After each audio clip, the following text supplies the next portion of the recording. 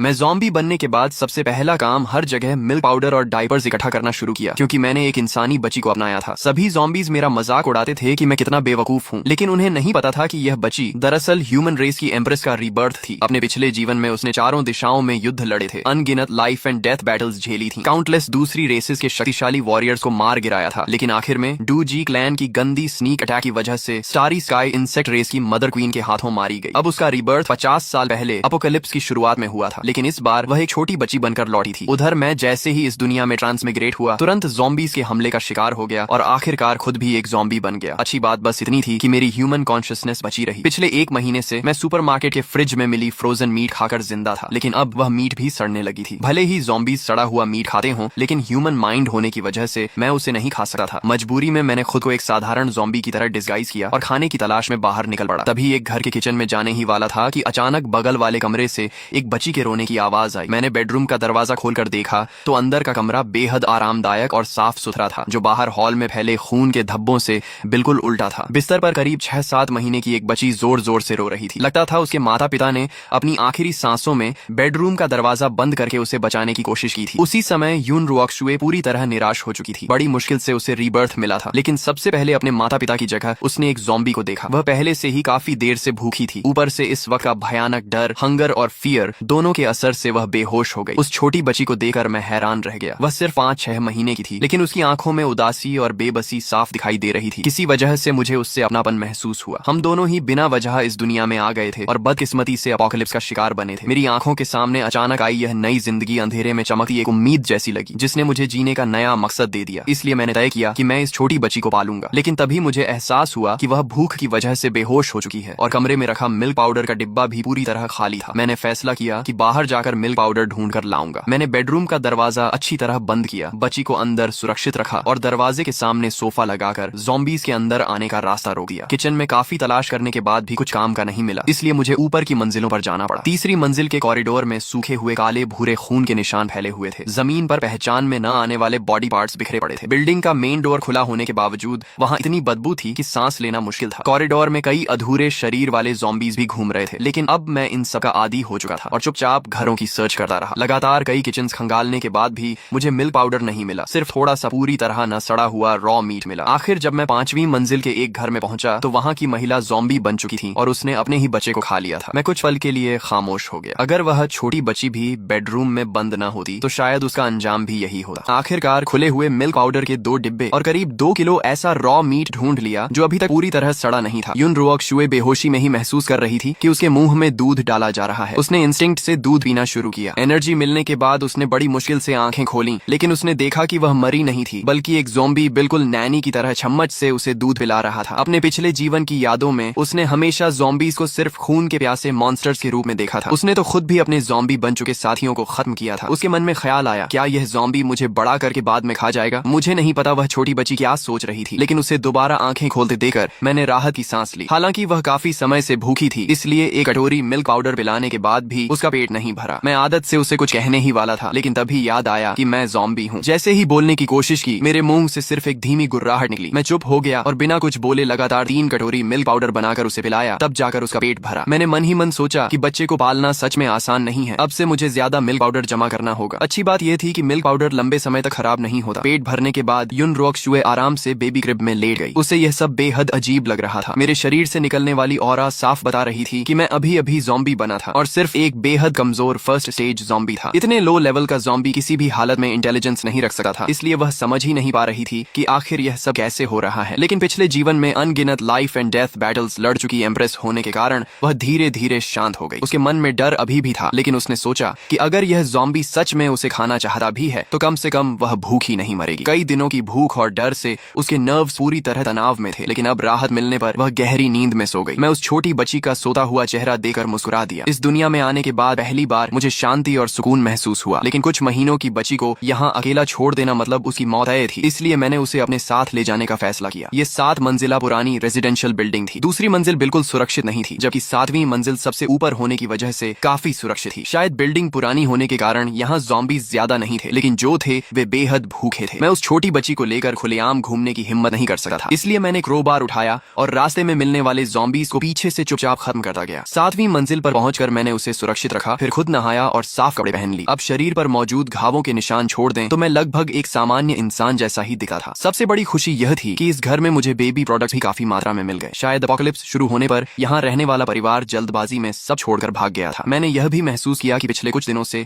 लगातार घूमने फिरने की वजह से ज़ॉम्बी बनने के बाद जो मेरा शरीर बेहद अकड़ा हुआ था, अब वह काफी फ्लेक्सिबल हो गया था। मैं कुछ आसान ह्यूमन मूवमेंट्स भी करने लगा था। हालांकि मुझे इस बात पर हैरानी हुई, लेकिन मैंने ज्यादा ध्यान नहीं दिया क्योंकि मेरा पूरा ध्यान यून रुओक्सुए पर था। जब मैं डायपर लेकर उसे बदलने जा रहा था तभी यून रुओक्सुए के दिमाग में एक चौंकाने वाला ख्याल आया। पहले उसे सिर्फ इस बात पर हैरानी थी कि मैं उसे खाना खिला रहा हूँ, लेकिन अब जब उसने मुझे डायपर बदलने की तैयारी करते देखा तो उसे पूरा यकीन हो गया कि मैंने अपनी ह्यूमन कॉन्शियसनेस संभाल कर रखी है। उसने हमारी पहली मुलाकात को याद किया। उसे याद आया कि मैंने डोर हैंडल घुमाया था, क्रोबार से दरवाजा खोला था, मिल्क पाउडर बनाकर उसे पिलाया था। यह सब किसी सामान्य फर्स्ट स्टेज ज़ॉम्बी के इंस्टिंक्ट नहीं हो सकते थे। अब उसे पूरा भरोसा हो गया कि मेरे अंदर अभी भी इंसानी चेतना मौजूद है और वही मेरी ब्लड थर्स्टी ज़ॉम्बी इंस्टिंक्ट को दबा रही है। लेकिन अगले ही पल उसकी आंखें चौड़ी रह गईं। उसे एहसास हुआ कि मैं किसी भी तरह से महिला नहीं बल्कि एक पुरुष ज़ॉम्बी हूँ। उसने शर्माते हुए सोचा कि उसकी सारी इज्जत तो डायपर बदलते समय ही चली जाएगी, लेकिन कुछ ही पल बाद उसने खुद को समझा लिया। आखिर उसे दोबारा जिंदगी मिली थी और उसकी जान भी इसी ज़ॉम्बी ने बचाई थी। इतनी छोटी बात पर नाराज होना ठीक नहीं था। उसने मुझे अपने अकड़े हुए हाथों से बड़ी मुश्किल से उसका डायपर बदलते देखा। उसके मन में एक साथ दुख और अपनापन दोनों पैदा हुए। उसने कल्पना की कि शायद कभी मेरा भी एक खुशहाल परिवार रहा होगा, लेकिन एपोकलिप्स ने सब कुछ छीन लिया और मुझे ज़ॉम्बी बना दिया। किसी भी दुनिया का न रह पाने वाला यह अकेलापन उसके दिल के सबसे नरम हिस्से को छू गया। उसी पल उसने मुझे अपने ज़ॉम्बी पापा के रूप में स्वीकार कर लिया। नया घर ठीक करने के बाद मैंने सोचा कि मुझे अपने और छोटी बच्ची दोनों के लिए ज्यादा से ज्यादा खाना जमा करना होगा। दिन में बाहर निकलना सर्वाइवर्स को शक में डाल सकता था और हमारी पहचान खुल सकती थी। इसलिए मैंने रात को बाहर जाने का फैसला किया। निकलने से पहले मैंने सिर्फ बेडरूम का दरवाजा ही बंद नहीं किया, बल्कि स्टेयरकेस के सामने बड़ी अलमारी भी लगा दी ताकि कोई ज़ॉम्बी या इंसान ऊपर न आ सके। मैं सप्लाईज ढूंढने निकला। आसपास के रेजिडेंशियल एरिया में हर घर में थोड़ा थोड़ा सामान बचा था। धीरे धीरे काफी फूड जमा हो गया। हाइकिंग बैग भरने के बाद मैं बड़ी मात्रा में मिल्क पाउडर उठाकर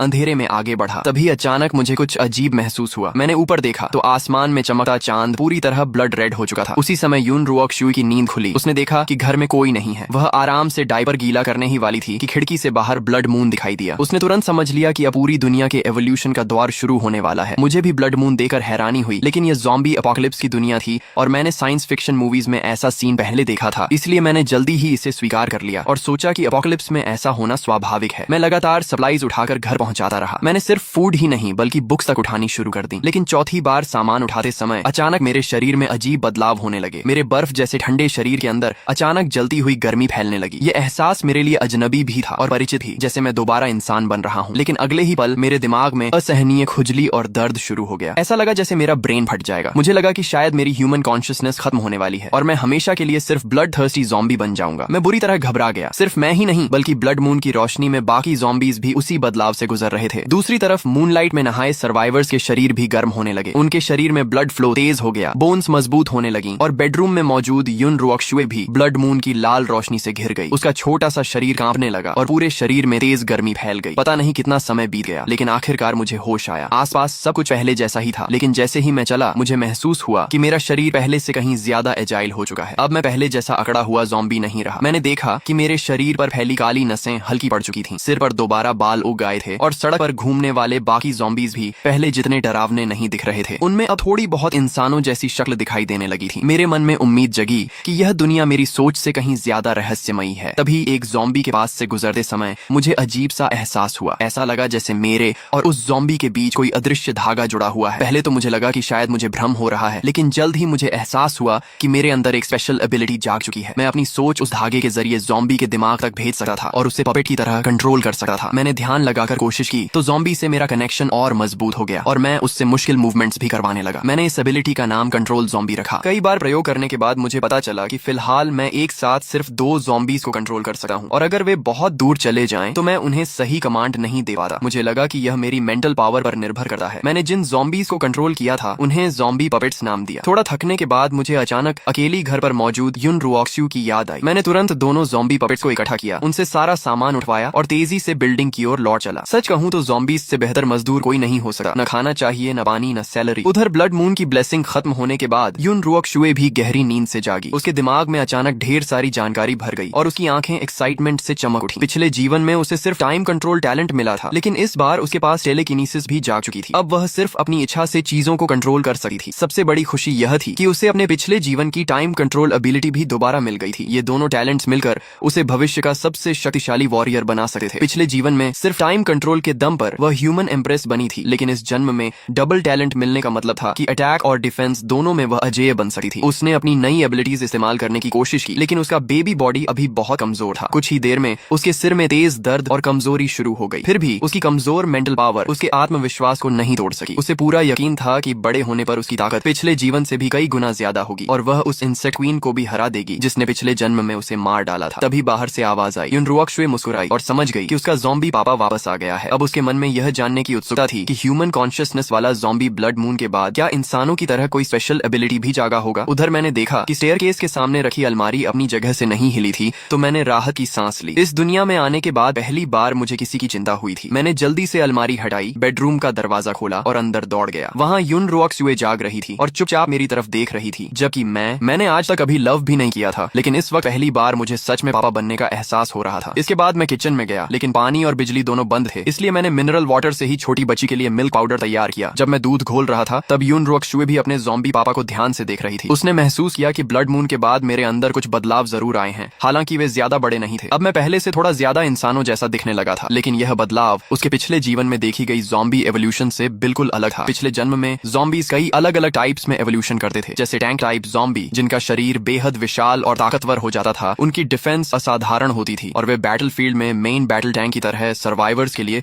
सबसे बड़ा नाइटमेयर बन जाते थे। इसलिए उसने मुझ जैसे स्पेशल ज़ॉम्बी से ब्लड मून के बाद बहुत बड़ी एवोल्यूशन की उम्मीद की थी, क्योंकि अपोकलिप्स में ताकत ही जिंदा रहने की सबसे बड़ी कुंजी होती है। लेकिन मेरे अंदर सिर्फ मामूली बदलाव देकर उसे थोड़ी निराशा हुई। उसी समय यूनरुऑक्सुए ने मन ही मन फैसला किया कि जब वह बड़ी होगी तो इतनी शक्तिशाली बनेगी कि मुझे प्रोटेक्ट कर सके। वह अच्छी तरह जानती थी कि अगर मैं उसे न बचाता तो बेबी बनकर रीबर्थ लेने के बाद वह अपोकलिप्स में बहुत पहले मर चुकी होती। वह हमेशा एहसान का बदला चुकाने में विश्वास रखती थी और इतना बड़ा एहसान तो वह कभी नहीं भूल सकती थी। तुमने मुझे बचपन में पाला, मैं बुढ़ापे में तुम्हारा सहारा बनूंगी। उसके लिए यह सिर्फ कहावत नहीं बल्कि एक वादा था। उसे ज़ॉम्बी एवोल्यूशन के तरीके भी अच्छी तरह पता थे। ज़ॉम्बीज का सबसे मुख्य एवोल्यूशन जीवित प्राणियों को निगल कर होता था। इसके अलावा वे दूसरे ज़ॉम्बीज के ब्रेन के अंदर बनने वाले गोल्डन कोर को निगल कर भी एवोल्यूशन कर सकते थे। जिन ज़ॉम्बीज में स्पेशल एबिलिटीज जाग जाती थी उनके ब्रेन के अंदर यही गोल्डन कोर बनता था। यूनरुऑक्सुए को पूरा भरोसा था कि अपने पिछले जीवन के अनुभव का फायदा उठाकर वह ऐसे गोल्डन कोर्स हासिल करेगी और मेरी एवोल्यूशन कराकर मुझे हाई लेवल ज़ॉम्बी बना देगी। तब मैं इंसानों की तरह बोल भी सकूंगा और मेरा शरीर भी धीरे धीरे ह्यूमन फॉर्म लेने लगेगा। मुझे उसकी इन सारी बातों का बिल्कुल पता नहीं था। मैं सिर्फ उसे बड़ी बड़ी आंखों से मुझे देखते हुए देखकर मुस्कुरा रहा था। मैं बोल नहीं सकता था, इसलिए हाथों के इशारों से उसे बताने की कोशिश की कि मैंने उसके लिए 2 ज़ॉम्बी बॉडीगार्ड्स का इंतजाम कर दिया है और उसके खेलने के लिए टॉयज भी लाया हूँ। इतना ही नहीं, मजाक में मैं उसके लिए 5 years mock test, 3 years entrance exam जैसी पढ़ाई की किताबें भी उठा लाया था। तभी मुझे एहसास हुआ कि मैंने अभी तक यूनरुऑक्सुए का कोई निकनेम नहीं रखा है। थोड़ी देर सोचने के बाद, क्योंकि हम 7वीं मंजिल पर रहते थे, मैंने उसका निकनेम चीकी 7-7 रखने का फैसला किया। मैं चाहता था कि यह नाम हमें हमेशा 7वीं मंजिल पर बने हमारे छोटे से घर की खूबसूरत याद दिलाता रहे। रात भर इकट्ठा किए गए सप्लाईज को देखकर मैं काफी संतुष्ट था। मुझे लगा कि यह सामान मेरे और चीकी दोनों के लिए काफी लंबे समय तक चलेगा। लेकिन अपोकलिप्स की अनिश्चितता को देखते हुए मैंने तय किया कि कुछ दिन घर के अंदर ही रहकर हालात का ऑब्जर्वेशन करूंगा और पूरी तरह सुरक्षित होने के बाद ही दोबारा बाहर निकलूंगा। मैं लिविंग रूम में गया और वहां से लगभग आधा मीटर लंबी स्टील मचेटी उठा ली। मुझे नहीं पता इस घर का मालिक पहले क्या काम करता था, लेकिन उसके पास इतनी लंबी और बेहद तेज मचेटे होना वाकई हैरान करने वाला था। मैंने कभी स्वॉर्ड्समैनशिप नहीं सीखी थी, लेकिन ज़ॉम्बी बनने के बाद मिली असाधारण फिजिकल स्ट्रेंथ की वजह से मैं आसानी से मचेटी घुमा सकता था। मार्शल आर्ट्स नॉवेल्स और मूवीज में देखे हुए मूव्स को याद करके मैं लिविंग रूम में प्रैक्टिस करने लगा। मुझे पूरा यकीन था कि अब मचेटे हाथ में होने पर मैं अकेले कई दुश्मनों का सामना आसानी से कर सकता हूँ। उधर जब मैं ब्लेड प्रैक्टिस कर रहा था, उसी समय यूनरुऑक्सुए थोड़ी देर आराम करने के बाद अपनी एबिलिटी की प्रैक्टिस कर रही थी। उसकी टेलेकिनेसिस से एक सिल्वर नीडल हवा में लगातार इधर उधर उड़ रही थी। इसी तरह देखते देखते 2 दिन बीत गए और हम दोनों की जिंदगी काफी आराम से चलने लगी। 2 दिन बाद मैंने हमेशा की तरह चीकी को दूध पिलाया ही था कि अचानक बाहर से कुछ अजीब आवाजें आने लगी। बैल्कनी से नीचे झांककर मैंने देखा कि सड़क पर मौजूद 2 ज़ॉम्बीज बिना किसी फूड के लिए लड़ाई किए एक दूसरे को बुरी तरह नोच रहे थे। ज़ॉम्बीज का यह व्यवहार मेरी अब तक की समझ से बिल्कुल अलग था। 7वीं मंजिल से साफ दिखाई नहीं दे रहा था, इसलिए मैं तुरंत 4थी मंजिल तक नीचे उतरकर हालात देखने चला गया। वहां मैंने देखा कि उनमें से एक ज़ॉम्बी करीब 2 मीटर लंबा था और उसकी फिजिकल स्ट्रेंथ बेहद जबरदस्त थी। एक ज़ॉम्बी बेहद तेज और फुर्तीला था, जबकि दूसरा टैंक टाइप ज़ॉम्बी था। दोनों के बीच भयंकर लड़ाई छिड़ गई। आखिर में टैंक ज़ॉम्बी ने अपनी जबरदस्त ताकत से एजाइल ज़ॉम्बी को दूर फेंक दिया और एक जोरदार मुक्के से उसका सिर कुचलकर मार डाला। इसके बाद उसने उसके ब्रेन के अंदर से एक सफेद गोल्डन कोर निकाला। निकाला। दोनों ज़ॉम्बीज की ताकत देखकर मैं दंग रह गया। मुझे खुशी हुई कि मैं लापरवाही से बाहर नहीं निकला था। अब मुझे समझ आ गया कि यह दुनिया मेरी कल्पना से कहीं ज्यादा खतरनाक है और मुझे अपनी थोड़ी सी एवोल्यूशन पर कभी घमंड नहीं करना चाहिए। लेकिन जब मैंने टैंक ज़ॉम्बी को गोल्डन कोर निकालते देखा तो मेरे अंदर उसे पाने की बहुत तीव्र इच्छा जाग उठी। मेरा इंस्टिंक्ट कह रहा था कि यह गोल्डन कोर मेरे शरीर के लिए बेहद फायदेमंद है। तभी मुझे समझ आया कि शायद दोनों ज़ॉम्बीज की लड़ाई इसी गोल्डन कोर को पाने के लिए थी। टैंक ज़ॉम्बी ने जैसे ही सफेद गोल्डन कोर निकला, वह उत्साह में अपनी छाती पीटने लगा, जोर जोर से दहाड़ा और आसपास खड़ी गाड़ियों को मुक्कों से तोड़ने लगा। आसपास मौजूद सामान्य ज़ॉम्बीज ये देखकर तुरंत पीछे हट गए। वे इंस्टिंक्ट से ही उससे डरने लगे। मैंने अनुमान लगाया कि गोल्डन कोर शायद एवोल्यूशन के बाद ज़ॉम्बीज की ताकत को और बढ़ा देता है। खास बात यह थी कि गोल्डन कोर को देखकर मेरे अंदर जो लालसा पैदा हुई वह इंसानी मांस खाने की इच्छा से भी कहीं ज्यादा प्रबल थी। अगर मैं इसे खा लूं तो मेरी ज़ॉम्बी कंट्रोल एबिलिटी जरूर और मजबूत हो जाएगी। लेकिन फिलहाल मैं उस टैंक ज़ॉम्बी का मुकाबला नहीं कर सकता था। तभी मेरी नजर किचन में रखे गैस सिलेंडर पर पड़ी और मेरे दिमाग में उसे चालाकी से हराने का प्लान आ गया। उधर यून रुओक्शु ने भी बाहर का शोर सुन लिया। वह नीचे का दृश्य नहीं देख सकती थी, लेकिन अपने पिछले जीवन के अनुभव से उसने समझ लिया कि ब्लड मून के बाद पूरी दुनिया एवोल्यूशन के सबसे तेज दौर में प्रवेश कर चुकी है। ज़ॉम्बीज और म्यूटेंट बीस्ट ताकत हासिल करने के लिए एक दूसरे को मार रहे होंगे, जबकि ह्यूमन सर्वाइवर्स गोल्डन कोर्स की तलाश में होंगे। बाद के समय में इंसानों ने कल्टीवेशन मेथड्स भी विकसित कर लिए थे। अपने पिछले जीवन में ह्यूमन एम्प्रेस रही यून रुओक्शुए ने सबसे शक्तिशाली ग्लेज्ड ब्रीदिंग टेक्निक की साधना की थी। वह जानती थी कि उसका ज़ॉम्बी पापा एक लो लेवल ज़ॉम्बी होने के कारण अपोकलिप्स में ज्यादा समय तक जीवित नहीं रह पाएगा, इसलिए उसे जल्द से जल्द खुद मजबूत बनकर हम दोनों की रक्षा करनी होगी। भले ही उसका शरीर अभी बेबी का था, लेकिन वह फिर भी ग्लेज्ड ब्रीदिंग टेक्निक की प्रैक्टिस कर सकती थी। ब्लड मून के बाद हवा में फैले एनर्जी पार्टिकल्स को उसने अपने शरीर में खींचना शुरू किया। टेक्निक चलाते ही उसका छोटा सा शरीर कांपने लगा और एनर्जी धीरे धीरे उसके अंदर समाने लगी। यून रुओक्शुए खुश थी कि उसे एपोकलिप्स के शुरुआती दौर में ही इस टेक्निक से कल्टीवेशन करने का मौका मिल गया। बड़ी मात्रा में एनर्जी पार्टिकल्स उसके शरीर में समा गए, जिससे उसकी बोन्स और मजबूत हो गई और उसकी कमजोर टेलीकिनेसिस भी पहले से काफी ताकतवर हो गई। जब मैं नीचे से वापस बेडरूम में आया तो मैंने उसे कांपते हुए देखा। मुझे लगा कि शायद उसे ठंड लग गई है या बुखार आ गया है, इसलिए मैंने जल्दी से उसके ऊपर ब्लैंकेट डाल दिया। यून रुओक्शु की साधना टूट गई। उसने मेरी चिंतित शक्ल देखी तो मुस्कुरा दी और पहली बार उसे अपने ज़ॉम्बी पापा का सच्चा फादरली लव महसूस हुआ। पिछले जीवन में वह ऑर्फनेज में बड़ी हुई थी और उसने कभी माता पिता का प्यार नहीं पाया था। यह उसकी जिंदगी का पहला मौका था जब उसे पिता का स्नेह मिला। उसे सुरक्षित देखकर मैंने राहत की सांस ली और फिर बाहर मौजूद टैंक ज़ॉम्बी को खत्म करने की स्ट्रेटेजी बनाने लगा। इतना खतरनाक खतरा ज्यादा दिन जिंदा नहीं छोड़ा जा सकता था। शाम होते ही मैंने अपने पहले ज़ॉम्बी पपेट को भेजा ताकि वह शॉप के अंदर गोल्डन कोर की ताकत बचा रहे टैंक ज़ॉम्बी को उकसा सके। ज़ॉम्बी पपेट ने फ्लावर पॉट उठाकर टैंक ज़ॉम्बी पर फेंका और तुरंत भाग गया। वह सफलतापूर्वक उसे पहले से तैयार किए गए गैस सिलेंडर वाले शॉप तक ले आया। जैसे ही मेरा पहला ज़ॉम्बी पपेट अंदर घुसा, टैंक ज़ॉम्बी पूरी ताकत से दौड़ता हुआ शॉप के अंदर घुस गया और अपने विशाल शरीर से मेरे पपेट को पूरी तरह चकनाचूर कर दिया। उसी समय मेरा दूसरा ज़ॉम्बी पपेट अंदर आया। उसने दरवाजा बंद किया और लाइटर से गैस सिलेंडर में आग लगा दी। जोरदार एक्सप्लोजन हुआ। टैंक ज़ॉम्बी आग की लपटों में घिर गया और दर्द से भयानक चीखें मारने लगा। किसी तरह वह जलती हुई शॉप से बाहर निकला, लेकिन दरवाजे पर ही गिर पड़ा। एक्सप्लोजन होने से पहले ही मैंने अपने पपेट से कॉन्शियसनेस वापस खींच ली थी। मैं करीब 15 मिनट तक दूर खड़ा इंतजार करता रहा। जब पूरी तरह यकीन हो गया कि टैंक ज़ॉम्बी मर चुका है, तभी मैं सावधानी से उसके पास गया। उसका पूरा शरीर जलकर काला पड़ चुका था और बुरी तरह नष्ट हो गया था। मैंने मचेटी से बड़ी मुश्किल से उसकी खोपड़ी खोली और उसके ब्रेन के अंदर से एक लाल सफेद गोल्डन कोर निकाला। इस गोल्डन कोर का आकर्षण पहले वाले सफेद गोल्डन कोर से भी कहीं ज्यादा था। मेरे अनुमान के अनुसार सफेद गोल्डन कोर साधारण एवोल्यूशन के बाद दूसरे ज़ॉम्बीज को खाकर बनता था, जबकि यह लाल सफेद गोल्डन कोर उससे एक लेवल ऊपर था। आग की रोशनी से आकर्षित होकर आसपास कई ज़ॉम्बीज आने लगे, इसलिए मैंने तुरंत गोल्डन कोर उठा लिया और 2 स्वस्थ ज़ॉम्बीज को अपने नए ज़ॉम्बी पपेट्स बना लिया। बिल्डिंग लौटने के बाद मैंने दोनों नए पपेट्स को नीचे गार्ड बनाकर खड़ा कर दिया और खुद तीसरी मंजिल पर चला गया। पूरी तरह सुरक्षित होने के बाद मैं अपने अंदर की इच्छा को रोक नहीं पाया और गोल्डन कोर निगल लिया। गोल्डन कोर ने मेरे पूरे शरीर को अंदर से बदलना शुरू कर दिया। मेरी स्किन पहले से ज्यादा ह्यूमन जैसी होने लगी। सिर्फ अपीयरेंस ही नहीं, बल्कि मेरी स्ट्रेंथ, स्पीड और एजिलिटी भी पहले से बेहतर हो गई। थोड़ी देर चक्कर आने के बाद मेरा दिमाग पहले से कहीं ज्यादा साफ हो गया। मेरी 5 सेंसेस भी तेज हो गई और ज़ॉम्बी कंट्रोल एबिलिटी पर मेरा नियंत्रण भी बेहतर हो गया। अब मैं एक साथ 5 ज़ॉम्बीज को कंट्रोल कर सकता था। इतना ही नहीं, मुझे एक नई एबिलिटी भी मिली, शेयर्ड विजन। पहले मैं सिर्फ अपनी आंखों के सामने मौजूद ज़ॉम्बी पपेट्स को ही कंट्रोल कर सकता था, लेकिन अब मैं उन्हें दूर से भी कंट्रोल कर सकता था। टेस्ट करने पर पता चला कि मेरी मेंटल पावर की रेंज लगभग 1 किलोमीटर है। इस रेंज के अंदर मुझे खुद बाहर जाने की जरूरत नहीं थी। मैं दूर बैठकर ही अपने ज़ॉम्बी पपेट्स से काम करवा सकता था। इससे मेरी सर्वाइवल एबिलिटी कई गुना बढ़ गई। उधर यून रुओक्शु ने दूर से एक्सप्लोजन और टैंक ज़ॉम्बी की दर्द भरी दहाड़ें सुनी। उसे 7वीं मंजिल पर होने की वजह से अपनी चिंता नहीं थी, लेकिन मैं काफी देर तक वापस नहीं लौटा, इसलिए वह बेहद परेशान हो गई। वह जानती थी कि अपने बेबी बॉडी के साथ वह किसी इवॉल्व्ड ज़ॉम्बी का मुकाबला नहीं कर सकती। वह सिर्फ भगवान से यही प्रार्थना कर सकती थी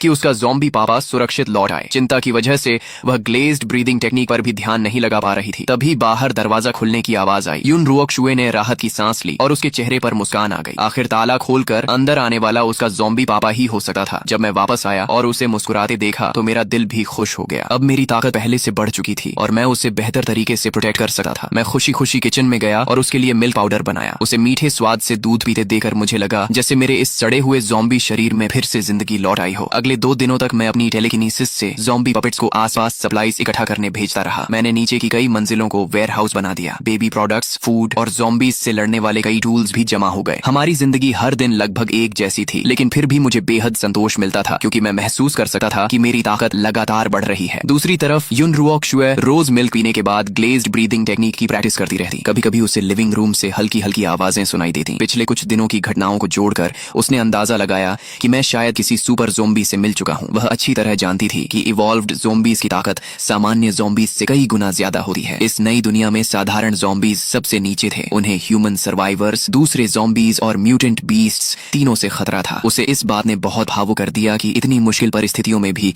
मैं उसकी देखभाल करना नहीं भूला। अपोकलिप्स में इंसानों की ह्यूमैनिटी खत्म होती देख चुकी युन रुओक्शु को मेरा इंसानियत बचाए रखना किसी चमत्कार से कम नहीं लगा। कई दिनों की प्रैक्टिस के बाद उसकी टेलीकिनेसिस इतनी मजबूत हो गई कि वह सिल्वर नीडल को बिजली जैसी स्पीड से चला सकती थी। टाइम कंट्रोल एबिलिटी के साथ मिलकर वह बिना आवाज किए किसी की भी हत्या कर सकती थी। लेकिन वह यहीं रुकना नहीं चाहती थी। अपोकलिप्स में जिंदा रहने के लिए उसे और भी ज्यादा ताकतवर बनना था। उसी समय मैंने ज़ॉम्बी पपेट्स को आसपास की बिल्डिंग्स में सप्लाईज ढूंढने भेजा। एक घर में रहने वाला इंसान शायद मार्शल आर्ट्स का शौकीन था। वहां मुझे कई फाइटिंग टेक्स्ट बुक्स मिली जिनमें अलग अलग क्लोज कॉम्बैट टेक्निक्स लिखी थी। ज़ॉम्बी एवोल्यूशन के बाद मेरी फिजिकल स्ट्रेंथ पहले ही सामान्य इंसानों से कहीं ज्यादा हो चुकी थी। अब शरीर पहले जैसा अकड़ा हुआ भी नहीं था, इसीलिए मैं इन मुश्किल फाइटिंग मूव्स को आसानी से सीख और इस्तेमाल कर सकता था। ज़ॉम्बीज का लड़ने का तरीका भले ही जंगली और सीधा होता हो, लेकिन इंसानों द्वारा विकसित मॉडर्न कॉम्बैट टेक्निक्स कहीं ज्यादा वैज्ञानिक और असरदार थी। भले ही मेरी मुख्य ताकत ज़ॉम्बी कंट्रोल थी, लेकिन मुझे लगता था कि अच्छी फाइटिंग स्किल्स मेरी फिजिकल लिमिटेशंस को भी पूरा कर सकती हैं। साथ ही ज़ॉम्बी होने की वजह से मुझे काटे जाने का डर भी नहीं था, इसलिए मैं वेपन्स का इस्तेमाल और भी प्रभावी तरीके से कर सकता था। कुछ बेसिक कॉम्बैट टेक्निक्स सीख लेने के बाद मैंने कॉम्बैट ट्रेनिंग शुरू करने के बाद अपने ज़ॉम्बी पपेट्स को 6ठी मंजिल के लिविंग रूम में लाया। टेलीकिनेसिस कंट्रोल हटाते ही वे सीधे मेरे स्पारिंग पार्टनर्स बन गए। आखिर ज़ॉम्बी अगर मार्शल आर्ट्स सीख जाए तो उसे रोकना लगभग नामुमकिन होता है। लेकिन लगातार प्रैक्टिस के बाद मुझे एहसास हुआ कि सिर्फ थियोरी पढ़ने और खुद से प्रैक्टिस करने से असली लड़ाई नहीं जीती जा सकती। सिर्फ रियल कॉम्बैट ही डिस्टेंस का सही अंदाजा, ओपोनेंट की रिएक्शन पढ़ना और सही जजमेंट जैसी स्किल्स विकसित कर सकता है। लगातार प्रैक्टिस के बाद मेरी फाइटिंग स्किल्स में जबरदस्त सुधार हुआ। अब मैं सामने से हमला करने वाले सामान्य ज़ॉम्बीज का भी आसानी से सामना कर सकता था। मैं एक बिल्कुल बिगिनर फाइटर से एक स्किल्ड फाइटर बन चुका था। इतना ही नहीं, मैंने पाया कि मैं एक साथ कई काम कर सकता हूँ। एक तरफ मैं खुद फाइटिंग प्रैक्टिस करता था, दूसरी तरफ टेलीकिनेसिस से ज़ॉम्बी पपेट्स को कंट्रोल करके सप्लाईज भी इकट्ठा करवाता था और शेयर्ड विजन के जरिए आसपास की पूरी सिचुएशन पर नजर रखता था। तभी शेयर्ड विजन के जरिए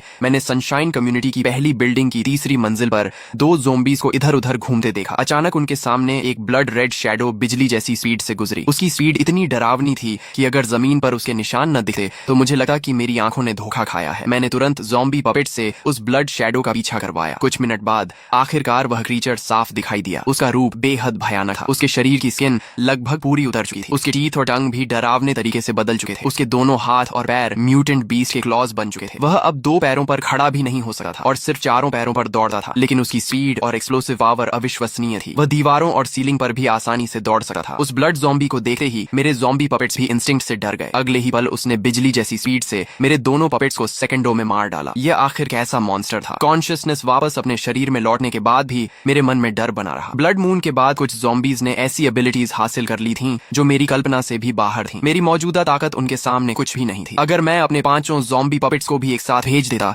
तो शायद वे भी पल भर में खत्म हो जाते। अब मैं सिर्फ यही उम्मीद कर सकता था कि वह ब्लड ज़ॉम्बी कभी हमारी 5 नंबर बिल्डिंग तक न पहुंचे। मैंने समय बर्बाद करना बंद कर दिया और हर दिन ज़ॉम्बीज के साथ रियल कॉम्बैट प्रैक्टिस करके खुद को मजबूत बनाने लगा। एक हफ्ते बाद मैं 6ठी मंजिल के लिविंग रूम में 3 ताकतवर ज़ॉम्बीज के एक साथ हमले का भी आसानी से सामना करने लगा। तंग जगह में भी मैं तेजी से मूव करता, सही मौका ढूंढता और अपनी टेक्निक से उन्हें जल्दी खत्म कर देता। फाइटिंग प्रैक्टिस के साथ साथ मैंने अपने ज़ॉम्बी पपेट्स को सप्लाईज ढूंढने के अलावा इवॉल्व्ड ज़ॉम्बीज की जानकारी इकट्ठा करने का काम भी दे दिया। ब्लड ज़ॉम्बी जैसे मॉन्स्टर्स से बिना पर्याप्त ताकत के भिड़ना आत्महत्या थी, लेकिन पहले मिले टैंक ज़ॉम्बी और एजाइल ज़ॉम्बी जैसे इवॉल्व्ड ज़ॉम्बीज को सही स्ट्रेटजी से हराया जा सकता था। पिछले कुछ दिनों की ऑब्जर्वेशन से मुझे यकीन हो गया था कि गोल्डन कोर सिर्फ इवॉल्व्ड ज़ॉम्बीज के ब्रेन में ही बनता है। दूसरी तरफ 7वीं मंजिल के बेडरूम में बेबी युन रुओक्शु की ताकत भी लगातार बढ़ रही थी। शुरुआत में वह सिर्फ सिल्वर नीडल हिलाने से ही थक जाती थी, लेकिन अब वह अपनी बेबी बॉडी को जमीन से 1-2 सेंटीमीटर तक हवा में उठा सकती थी। इंसानों के लिए उड़ना हमेशा से एक सपना रहा है। हालांकि यून रुओक शुए अभी सच में उड़ नहीं सकती थी, लेकिन लगातार प्रैक्टिस के बाद उसके पास अब कम से कम खुद की रक्षा करने लायक ताकत आ चुकी थी। उसे नहीं पता था कि अगर बड़े सर्वाइवर बेसिस को पता चल जाए कि एक बेबी हवा में तैर सकती है तो वे सभी उसे अपनी ऑर्गेनाइजेशन में शामिल करने के लिए लड़ पड़ेंगे। इतनी कम उम्र में ऐसी अचीवमेंट सचमुच चौंका देने वाली थी। छठी मंजिल की फाइटिंग प्रैक्टिस खत्म करने के बाद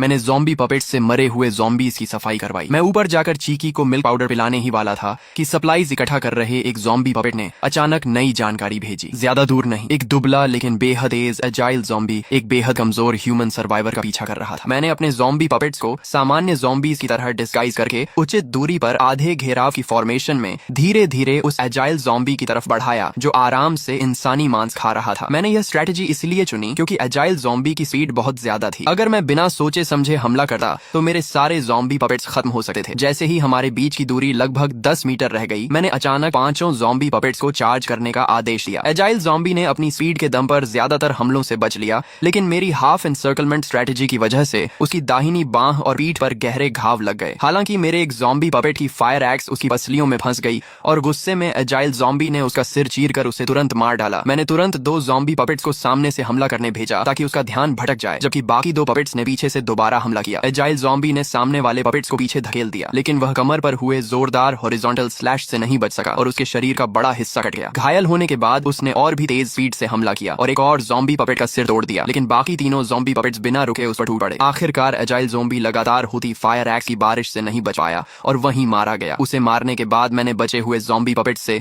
उसके ब्रेन से गोल्डन कोर निकलवाया और तुरंत उन्हें लेकर बिल्डिंग वापस लौट आया। वापस पहुंचकर मैंने ज़ॉम्बी पपेट्स को नीचे गार्ड पर लगा दिया और खुद गोल्डन कोर लेकर ऊपर चला गया। मैंने देखा कि यह भी पहले वाले की तरह सफेद था जिसमें हल्की सी लाल चमक थी। इसका मतलब यह एजाइल ज़ॉम्बी भी पहले किसी गोल्डन कोर को निगल चुका था। मैंने बिना देर किए गोल्डन कोर निगल लिया। एक बार फिर शक्तिशाली एनर्जी मेरे पूरे शरीर में फैल गई। एवोल्यूशन पूरी होने के बाद मेरी ताकत में जबरदस्त बढ़ोतरी हुई। अब मैं एक साथ 10 ज़ॉम्बी पपेट्स को कंट्रोल कर सकता था और मेरी कंट्रोल रेंज बढ़कर 3000 मीटर हो गई थी। अपनी नई ताकत से उत्साहित होकर मैंने ज़ॉम्बीज के झुंड में से 10 मजबूत ज़ॉम्बीज चुने, उन्हें फायर फाइटिंग सूट पहनाए और एक बेहद ताकतवर ज़ॉम्बी स्क्वाड तैयार कर लिया। इस स्क्वाड को देखकर मेरे अंदर आत्मविश्वास भर गया। मैंने कल्पना करनी शुरू कर दी कि एक दिन मैं विशाल ज़ॉम्बी आर्मी बनाऊंगा, अपनी टेलीकिनेसिस और अनगिनत ज़ॉम्बी पपेट्स के सहारे चारों दिशाओं में लड़ाइयां जीतूंगा। मैंने तो मास आर्मी स्ट्रेटेजी तक सोच ली थी, लेकिन मैं पहली बिल्डिंग में मौजूद उस भयानक ब्लड मॉन्स्टर को नहीं भूला था। आज एजाइल ज़ॉम्बी से लड़ने के बाद उसकी तुलना में वह ब्लड मॉन्स्टर और भी ज्यादा डरावना लगने लगा। भले ही अब मेरे पास 10 ज़ॉम्बी पपेट्स थे, लेकिन उसके बारे में जानकारी बहुत कम थी, इसलिए जीत की कोई गारंटी नहीं थी। मैंने तय किया कि कुछ दिन बाद फिर उससे मुकाबला करके उसकी असली ताकत का अंदाजा लगाऊंगा। आखिर वह एक टाइम बॉम्ब की तरह था जिसके रहते मैं चैन से नहीं रह सकता था। अगले 3 दिनों में मैंने छठी मंजिल को पूरी तरह ट्रेनिंग रूम में बदल दिया। लगातार कॉम्बैट प्रैक्टिस के दौरान मुझे महसूस हुआ कि एवोल्यूशन के बाद मेरी फिजिकल एबिलिटी हर पहलू में पहले से कहीं बेहतर हो गई है। मैंने संतोष से सिर हिलाया। अब मेरा शरीर सच में एपोकलिप्स सर्वाइवर जैसा लगने लगा था। ट्रेनिंग खत्म होने के बाद मैंने ज़ॉम्बी पपेट्स से बैटलफील्ड साफ करवाया, अपने शरीर से खून धोया और 7वीं मंजिल पर चीकी को मिल्क पाउडर पिलाने चला गया। उसके मासूम चेहरे की मुस्कान देखकर मैं भी अनायास मुस्कुरा दिया। अब उसकी एपेटाइट पहले से काफी बढ़ गई थी। उसे दूध पिलाने के बाद मैं बाहर से लाइट टॉयज से उसे खिलाने लगा। यून रुओक शुए मुझे अपनी अनाड़ी हरकतों से उसे हंसाने की कोशिश करते देखकर मन ही मन बेबस हो गई। बाहर से वह एक बेबी थी, लेकिन अंदर से वह एक मैच्योर, काल्म और निर्णायक ह्यूमन एम्प्रेस थी। फिर भी उसने सोचा कि यह उसके ज़ॉम्बी पापा का प्यार है, इसलिए उसने मुस्कुराकर मेरा साथ दिया। लेकिन जैसे ही मैंने उसकी मुस्कान देखी, मैं उसे हंसाने के लिए और ज्यादा मेहनत करने लगा। यून रुओक शुए की आंख तक फड़क गई। आखिर उसने मन ही मन कहा, रहने दो, इसे ही अपनी टेलीकिनेसिस की प्रैक्टिस समझ लेती हूँ। उसके साथ खेलने के बाद मैंने पहली बिल्डिंग वाले ब्लड मॉन्स्टर की ताकत पर रखने का फैसला किया। मैंने 10 लंबे चौड़े ज़ॉम्बी पपेट्स चुने, उन्हें फायर फाइटिंग सूट्स पहनाए, लेकिन मुझे लगा कि अभी भी तैयारी अधूरी है। तभी मुझे सड़क के मोड़ पर मोटरसाइकिल शॉप याद आई। मैं ज़ॉम्बी पपेट्स को लेकर वहां गया, दुकान का दरवाजा तोड़ा और हर पपेट को फुल फेस मोटरसाइकिल हेलमेट पहना दिया। आखिर ज़ॉम्बीज का सबसे बड़ा वीक पॉइंट उनका सिर ही होता है। शरीर चाहे कितना भी फट जाए, जब तक सिर सुरक्षित रहे वे लड़ सकते थे। पूरी तैयारी के बाद मैंने इस नए ज़ॉम्बी स्क्वाड को दूर से कंट्रोल करते हुए पहली बिल्डिंग की ओर भेज दिया। मेरी टेलीकिनेसिस की रेंज अब 3000 मीटर थी, लेकिन मैं जानता था कि क्लोज कॉम्बैट में ब्लड मॉन्स्टर के सामने खुद जाना अभी भी खतरे से खाली नहीं था। इसलिए मैं 5 नंबर बिल्डिंग में ही सुरक्षित रहकर पूरे ऑपरेशन को कमांड करने लगा। ज़ॉम्बी स्क्वाड पहली मंजिल से हर कमरे और हर कोने की सावधानी से सर्च करता हुआ आगे बढ़ा। खासकर सीलिंग पर विशेष ध्यान दिया जा रहा था ताकि दीवारों और छत पर चलने वाला ब्लड मॉन्स्टर अचानक हमला न कर सके। जल्दी ही 4 मंजिलों की सर्च पूरी हो गई, लेकिन ब्लड मॉन्स्टर कहीं दिखाई नहीं दिया। किसी को नहीं पता था कि वह स्पाइडर की तरह 5वीं मंजिल के एक ब्लाइंड स्पॉट में चिपका हुआ इंतजार कर रहा था। जैसे ही मेरे ज़ॉम्बी पपेट्स ऊपर पहुंचे, उसने अचानक हमला कर दिया। पहले ही वार में उसने दरवाजे के सबसे पास वाले ज़ॉम्बी पपेट को दूर उड़ा दिया। अच्छी बात यह रही कि हेलमेट की वजह से उसका सिर नहीं फूटा। मैंने तुरंत पूरे ज़ॉम्बी स्क्वाड को काउंटर अटैक का आदेश दिया और सभी ने फायर एक्सिस से हमला शुरू कर दिया। अगर इस समय युन रुओक्सुए वहां होती तो वह तुरंत पहचान लेती कि यह ब्लड मॉन्स्टर दरअसल अपोकलिप्स का मशहूर लिकर ज़ॉम्बी था। अपने पिछले जीवन में उसने देखा था कि अपोकलिप्स के शुरुआती दौर में इसी मॉन्स्टर ने ह्यूमन सर्वाइवर्स का भारी कत्लेआम किया था। गुस्से में लिकर ज़ॉम्बी ने अपने तेज क्लॉज से कई ज़ॉम्बी पपेट्स को दूर फेंक दिया, लेकिन मेरे कंट्रोल में होने के कारण वे अपनी चोटों की परवाह की बिना उसके क्लॉज से चिपक गए। उसी समय बाकी ज़ॉम्बी पपेट्स ने फायर एक्सिस से उसके सिर पर लगातार वार किए। लिकर ज़ॉम्बी घिर गया। उसने छलांग लगाकर निकलने की कोशिश की, लेकिन फिर भी कई वार उसके शरीर पर लगे। मैंने सभी ज़ॉम्बी पपेट्स को एक ही जगह लगातार हमला करने का आदेश दिया। आखिर 3 ज़ॉम्बी पपेट्स ने मिलकर उसकी एक पूरी बांह काट डाली। घायल लिकर ज़ॉम्बी तुरंत सीलिंग पर चढ़ गया। मैंने ज़ॉम्बी पपेट्स से उस पर फायर एक्सिस फेंकवाई, लेकिन उसकी स्पीड इतनी ज्यादा थी कि मेरे लो लेवल ज़ॉम्बी पपेट्स का एम और थ्रोइंग पावर दोनों कम पड़ गए। लिकर ज़ॉम्बी ने खिड़की का ग्लास तोड़ा, बिल्डिंग की बाहरी दीवार पर छलांग लगाई और पल भर में आंखों से ओझल हो गया। मैंने मन ही मन खुद को कोसा कि मैंने उसकी ताकत को कम आंका था। इतनी तैयारी के बाद भी मैं उसे पकड़ नहीं पाया। उसकी स्पीड इतनी ज्यादा थी कि वह बिल्डिंग की बाहरी दीवार पर भी जमीन की तरह दौड़ सकता था। उसके इस तरह बच निकलने का मतलब था कि अब वह सतर्क हो चुका है और शायद बदला लेने भी लौट सकता है। मुझे खुशी थी कि हेलमेट्स की वजह से मेरे ज़ॉम्बी पपेट्स का नुकसान कम हुआ, लेकिन अब मेरी सबसे बड़ी चिंता यही लिकर ज़ॉम्बी था। अगर वह किसी दिन चुपचाप हमारी 5 नंबर बिल्डिंग तक पहुंच गया और उसे चीकी मिल गई तो वह बाहर की दीवार चढ़कर सीधे 7वीं मंजिल तक पहुंच सकता था और उसे रोकना लगभग असंभव होता। मैंने तुरंत खुद को शांत किया और डिफेंस प्लान बनाया। मैंने 3 सबसे मजबूत ज़ॉम्बी पपेट्स को पूरी तरह इक्विप करके 5 नंबर बिल्डिंग में लगातार पेट्रोल पर लगा दिया, ताकि अगर लिकर ज़ॉम्बी चुके से अंदर घुसे तो मुझे तुरंत पता चल जाए। बाकी ज़ॉम्बी पपेट्स को मैंने दूसरे इवॉल्व्ड ज़ॉम्बीज की तलाश में भेज दिया। 2 गोल्डन कोर्स निकलकर ताकत बढ़ने पर मैं बहुत खुश था, लेकिन लिकर ज़ॉम्बी ने मुझे एहसास करा दिया कि मैं अभी भी इस दुनिया में बहुत छोटा खिलाड़ी हूँ। उधर 7वीं मंजिल के बेडरूम में युन रुओक्सुए अपनी टेलीकिनेसिस से 2 क्लॉथ डॉल्स को हवा में लगातार उड़ा रही थी। ह्यूमन एम्प्रेस होने के नाते उसे ऐसे टॉयज बिल्कुल पसंद नहीं थे, लेकिन वह मेरा दिल नहीं तोड़ना चाहती थी। बाद में उसे एहसास हुआ कि क्लॉथ डॉल्स से टेलीकिनेसिस की प्रैक्टिस भी काफी अच्छी हो जाती है। तभी उसे महसूस हुआ कि मैं वापस आ गया हूँ। उसने तुरंत दोनों डॉल्स को अपनी बाहों में पकड़ लिया। जब भी मैं उसे खुशी से खेलते देखा, मेरे अंदर का सारा तनाव खत्म हो जाता। मैंने मन ही मन सोचा, चीकी, यह दुनिया बहुत अंधेरी और टूटी हुई है। उम्मीद है कि जब तुम बड़ी होगी तो इस दुनिया से नफरत नहीं करोगी। तुम हमेशा ऐसे ही बेफिक्र मुस्कुराती रहो। मैं चाहता हूँ कि हम दोनों इस एपोकलिप्स में हमेशा साथ जिंदा रहें। तभी मेरी नजर बेडरूम की खिड़की पर गई और मेरा चेहरा गंभीर हो गया। मैं तुरंत नीचे गया, लकड़ी के तख्ते और कीलें लाया और पूरी खिड़की को बंद करना शुरू कर दिया। युन रुओक्सु हैरानी से अपने ज़ॉम्बी पापा को देखती रही। पिछले कई दिनों से वह बाहर भी नहीं गया था और अब खिड़की भी बंद कर रहा था। उसने सोचा कि शायद उसके ज़ॉम्बी पापा को आखिरकार इवॉल्व्ड ज़ॉम्बीज की असली ताकत का एहसास हो गया है और अब वह बाहर की खतरनाक दुनिया से डरकर खुद को छिपाना चाहता है। काफी देर सोचने के बाद उसे यही वजह सबसे सही लगी। उसने मन ही मन मुस्कुराकर सोचा, लगता है मेरा ज़ॉम्बी पापा सच में बहुत डरपोक है। लेकिन उसने एक बात बिल्कुल नहीं सोची। असलियत यह थी कि मैं यह सब सिर्फ चीकी की रक्षा के लिए कर रहा था। ब्लड मून के बाद सिर्फ ज़ॉम्बीज ही नहीं, बल्कि इंसानों में भी कई इवॉल्वर्स पैदा हो चुके थे। शुरुआत में वे सामान्य ज़ॉम्बीज को देखकर घबरा कर भाग जाते थे, लेकिन समय बीतने के साथ साधारण इंसान भी आसानी से लो लेवल ज़ॉम्बीज का शिकार करने लगे। मैं लगातार खिड़की पर लकड़ी के तख्ते और कीलें लगा रहा था। काफी देर बाद आखिरकार मैंने पूरी खिड़की की मजबूत सुरक्षा तैयार कर ली। साथ ही मैंने जानबूझकर कुछ छोटे वेंटिलेशन होल्स भी छोड़े ताकि रोशनी और हवा आती रहे। इससे एक तरफ डिफेंस भी मजबूत रहा और दूसरी तरफ युन रुओक्सु को बंद और घुटन भरे माहौल में भी नहीं रहना पड़ा। अगर कभी ब्लड मॉन्स्टर हमला करता तो मुझे रिएक्शन देने के लिए थोड़ा समय भी मिल जाता। अगले 3 दिनों तक ब्लड मॉन्स्टर दोबारा दिखाई नहीं दिया, लेकिन फिर भी मैंने ज़ॉम्बी पपेट्स को लगातार 5 नंबर बिल्डिंग में पेट्रोल पर लगाए रखा। मैं किसी भी हालत में लापरवाही नहीं करना चाहता था। तभी अचानक मेरे दिमाग में टेलीकिनेसिस का एक सिग्नल आया। मेरे ज़ॉम्बी पपेट्स में से एक, जो 2 गलियां दूर एक छोटी ग्रोसरी शॉप से सप्लाईज इकट्ठा कर रहा था,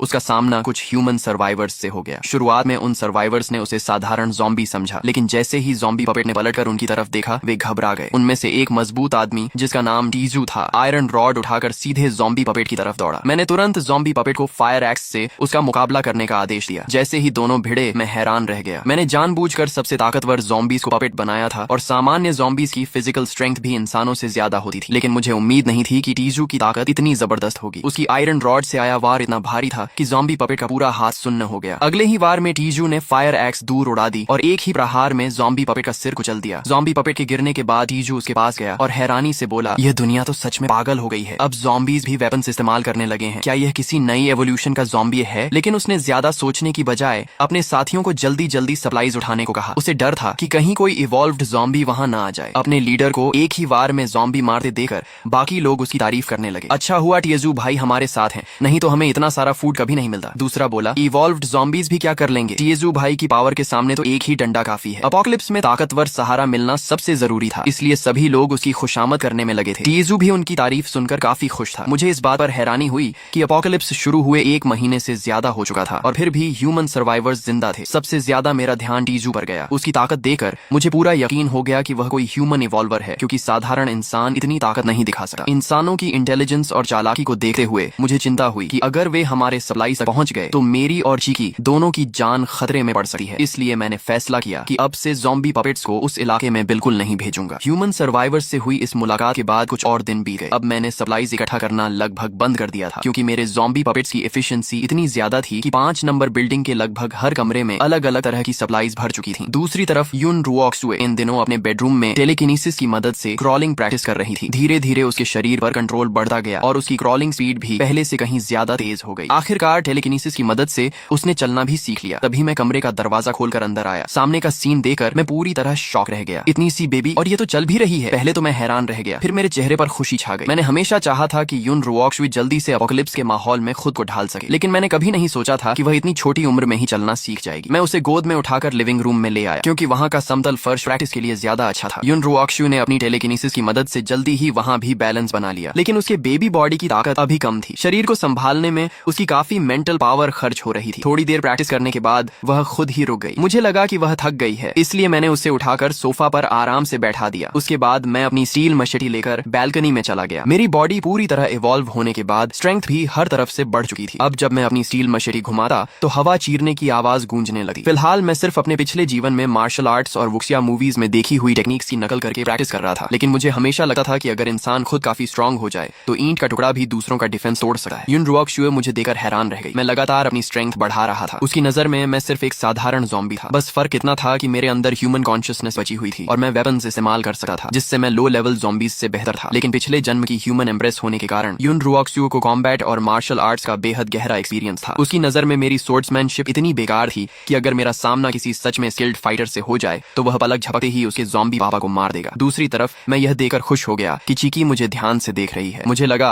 वह मेरी स्वॉर्ड स्किल्स से प्रभावित हो गई है, इसलिए मैं और भी ज्यादा जोश से मचेटी घुमाने लगा। अगले कुछ दिनों तक मैंने चीकी को 6ठी मंजिल के लिविंग रूम में खुलकर चलने फिरने दिया और वह छुकर अपनी टेलीकिनेसिस की प्रैक्टिस करती रही। मेरी देखरेख में वह हर दिन पहले से ज्यादा स्टेबल होकर चलने लगी। सचमुच वह किसी जीनियस चाइल्ड से कम नहीं थी, लेकिन युन रुओक्सुए के दिल में क्राइसिस की फीलिंग लगातार बढ़ती जा रही थी। ब्लड मून के बाद ज़ॉम्बीज और म्यूटेंट बीस्ट्स दोनों ही तेजी से इवॉल्व हो रहे थे। मेरे जैसे ऑर्डिनरी ज़ॉम्बी के लिए भविष्य में सर्वाइवल करना मुश्किल होता जाएगा, इसलिए उसे जल्द से जल्द स्ट्रांग बनना था। कम से कम वह अपोकलिप्स में मेरा बोझ नहीं बनना चाहती थी। तभी अचानक बिल्डिंग के बाहर एक गुस्से से भरी दहाड़ सुनाई दी। मेरा ध्यान तुरंत ज़ॉम्बी पपेट्स की शेयर्ड विजन में चला गया। सोसाइटी के ग्रीन बेल्ट में 2 इवॉल्व्ड ज़ॉम्बीज आपस में भयंकर लड़ाई कर रहे थे। उनमें से एक लगभग 2.5 मीटर लंबा टैंक ज़ॉम्बी था। उसके हर पंच से जमीन में गहरे गड्ढे बन रहे थे। दूसरी तरफ वही लिकर ज़ॉम्बी था जिससे मैं पहले लड़ चुका था। उसके क्लॉज किसी तेज ब्लेड की तरह थे और उसकी स्पीड इतनी ज्यादा थी कि उसे देखना भी मुश्किल था। दोनों इवॉल्व्ड ज़ॉम्बीज बराबरी की लड़ाई लड़ रहे थे। मेरा दिल तेजी से धड़कने लगा। ये मेरे लिए सुनहरा मौका था। अगर दोनों एक दूसरे को कमजोर कर दें तो मैं आसानी से दोनों का फायदा उठा सकता था। मैं तुरंत कमरे से निकलकर नीचे गया और अपनी ज़ॉम्बी स्क्वाड इकट्ठा करने लगा। उधर युन रुओक्सुए बाहर की आवाज सुनकर परेशान हो गई। उसे मेरे ज़ॉम्बी पपेट्स कंट्रोल करने की एबिलिटी के बारे में कुछ पता नहीं था। उसे लगा मैं खुद जाकर इवॉल्व्ड ज़ॉम्बीज से लड़ने वाला हूँ, लेकिन वह खुद ठीक से चल भी नहीं सकती थी, इसलिए सिर्फ कमरे में बैठकर मेरी सलामती की दुआ कर सकती थी। नीचे पहुंचते ही मैंने अपने सभी ज़ॉम्बी पपेट्स को इकट्ठा किया। पूरी तरह आर्म्ड ज़ॉम्बी स्क्वाड धीरे धीरे ग्रीन बेल्ट की तरफ बढ़ने लगी। लंबी लड़ाई के बाद आखिर दोनों ज़ॉम्बीज बुरी तरह घायल हो चुके थे। लिकर ज़ॉम्बी ने टैंक ज़ॉम्बी का एक हाथ नोचकर अलग कर दिया और आखिरकार टैंक ज़ॉम्बी वहीं मर गया। लिकर ज़ॉम्बी मुश्किल से जीत पाया था और जैसे ही वह गोल्डन कोर निकालने झुका, मेरी ज़ॉम्बी स्क्वाड ने चारों तरफ से उसे घेर लिया। लिकर ज़ॉम्बी गुस्से से दहाड़ा और ज़ॉम्बी पपेट्स को डराकर भगाने की कोशिश की, लेकिन मेरे कंट्रोल में होने की वजह से उन पर उसके प्रेशर का कोई असर नहीं हुआ। मेरे स्टोन ज़ॉम्बी पपेट्स लगातार फायर एक्सिस से उस पर हमला करते रहे। खुली जगह होने की वजह से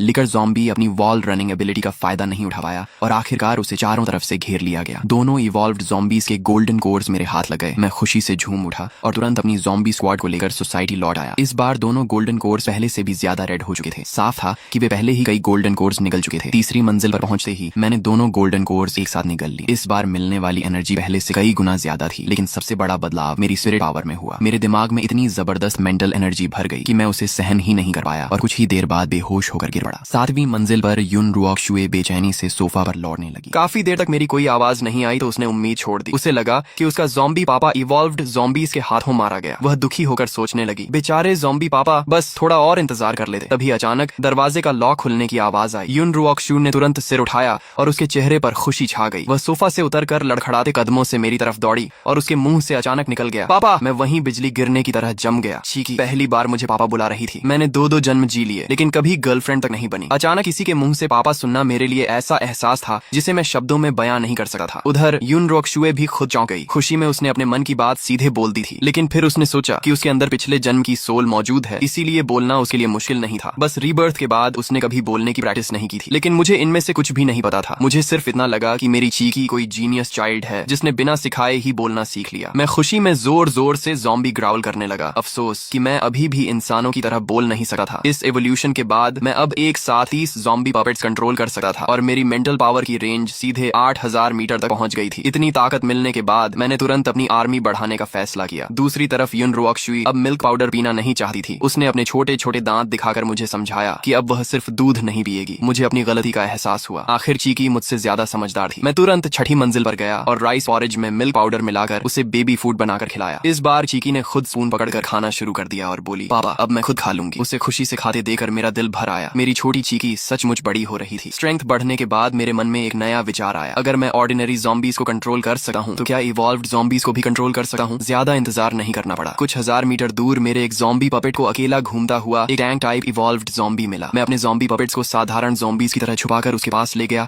और 100 मीटर की दूरी से अपनी मेंटल पावर छोड़ी। उसकी मेंटल डिफेंस सामान्य ज़ॉम्बीज से कहीं ज्यादा मजबूत थी। शुरुआत में काफी रेजिस्टेंस मिला लेकिन मेरी नई स्पिरिट पावर उससे भी ज्यादा पावरफुल थी। आखिरकार मैंने उसकी डिफेंस तोड़ दी और उसे अपना ज़ॉम्बी पपेट बना लिया। मैंने उसका नाम दा पैंग रखा। उसका शरीर बेहद विशाल था और दोनों हाथ किसी लोहे के पिंजरे जैसे लगे थे। मैं हार्डवेयर स्टोर से 2 भारी आयरन हैमर्स उठा लाया जिनका वजन 100 किलो से भी ज्यादा था और उन्हें डबांग को दे दिया। जब वह दोनों हैमर्स घुमाता तो हवा तक कांप जाती। सोसाइटी के गेट पर उसे खड़ा कर दो तो वह किसी गार्डियन गॉड से कम नहीं लगता था। डबांग के आने के बाद मुझे पहली बार पूरी सिक्योरिटी महसूस हुई। इसके बाद मैंने एक स्पीड टाइप इवॉल्व्ड ज़ोंबी को भी अपने कंट्रोल में लिया और उसका नाम शांडियान लाइटनिंग रखा। उसकी स्पीड बहुत ज्यादा थी और वह ड्यूअल ब्लेड्स चलाने में माहिर था। इस तरह डा पैंग की स्लो स्पीड की कमी पूरी हो गई। एक टैंक, एक असैसिन और 20 से ज्यादा ऑर्डिनरी ज़ॉम्बी पपेट्स के साथ मुझे लगने लगा कि अब मैं अपोकलिप्स में आराम से राज कर सकता हूँ। इसी दौरान डा पैंग जब सप्लाईज ढूंढ रहा था तभी उसका सामना एक म्यूटेंट जायंट डॉग से हुआ। उसकी बॉडी लगभग 2 मीटर लंबी थी। पूरे शरीर पर काले और बेहद सख्त बाल थे और उसका शरीर किसी जंगली सुअर जितना मोटा था। अपोकलिप्स में यह पहली बार था जब मैंने किसी दूसरे म्यूटेंट क्रीचर को देखा। मैंने तुरंत डा पैंग को अटैक करने का आदेश दिया। उसने एक हैमर से जायंट डॉग का अगला पंजा तोड़ दिया और अगले बार में उसका सिर कुचल डाला। उसके दिमाग से भी एक व्हाइट गोल्डन कोर निकला। अब यह साफ हो गया कि म्यूटेंट बीस्ट के अंदर भी गोल्डन कोर बंधे हैं। मैं जायंट डॉग की बॉडी सोसाइटी वापस ले आया। उसका कुछ मीट मैंने खुद खाकर अपनी हंगर शांत की और बाकी डापैंग को दे दिया। फ्रेश मीट खाने के बाद डापैंग के घाव आंखों के सामने भरने लगे। म्यूटेंट डॉग और बाद में मिले एक और टैंक ज़ॉम्बी के गोल्डन कोर्स निगलने के बाद मेरी स्पिरिट पावर फिर बढ़ गई। लेकिन यून रुओक्शू को इन सब बातों का पता नहीं था। एक दिन जब मैं बाहर था वह चुके से नीचे उतर गई। उसने देखा कि तीसरी मंजिल से लेकर छठी मंजिल तक हर कमरा सप्लाईज से भरा पड़ा था। मिल्क पाउडर के पहाड़ लगे थे। मिनरल वाटर की बोतलें छत तक जमा थीं और बेबी प्रोडक्ट्स और फूड का तो हिसाब ही नहीं था। वह शॉक होकर बुदबुदाई, हे भगवान, ज़ॉम्बी पापा ने आखिर कितना सामान जमा कर रखा है। ये सारे रिसोर्सेज कभी नहीं ला सकते। उसने अंदाजा लगाया कि यह अंडरग्राउंड एबिलिटी की वजह से हो रहा है जिसके जरिए जमीन के नीचे से तेजी से सामान लाया जा रहा है। जब वह पहली मंजिल की बैल्कनी पर पहुंची तो उसने देखा कि मोटा आदमी दरवाजे पर 2 बड़े हैमर लेकर खड़ा है।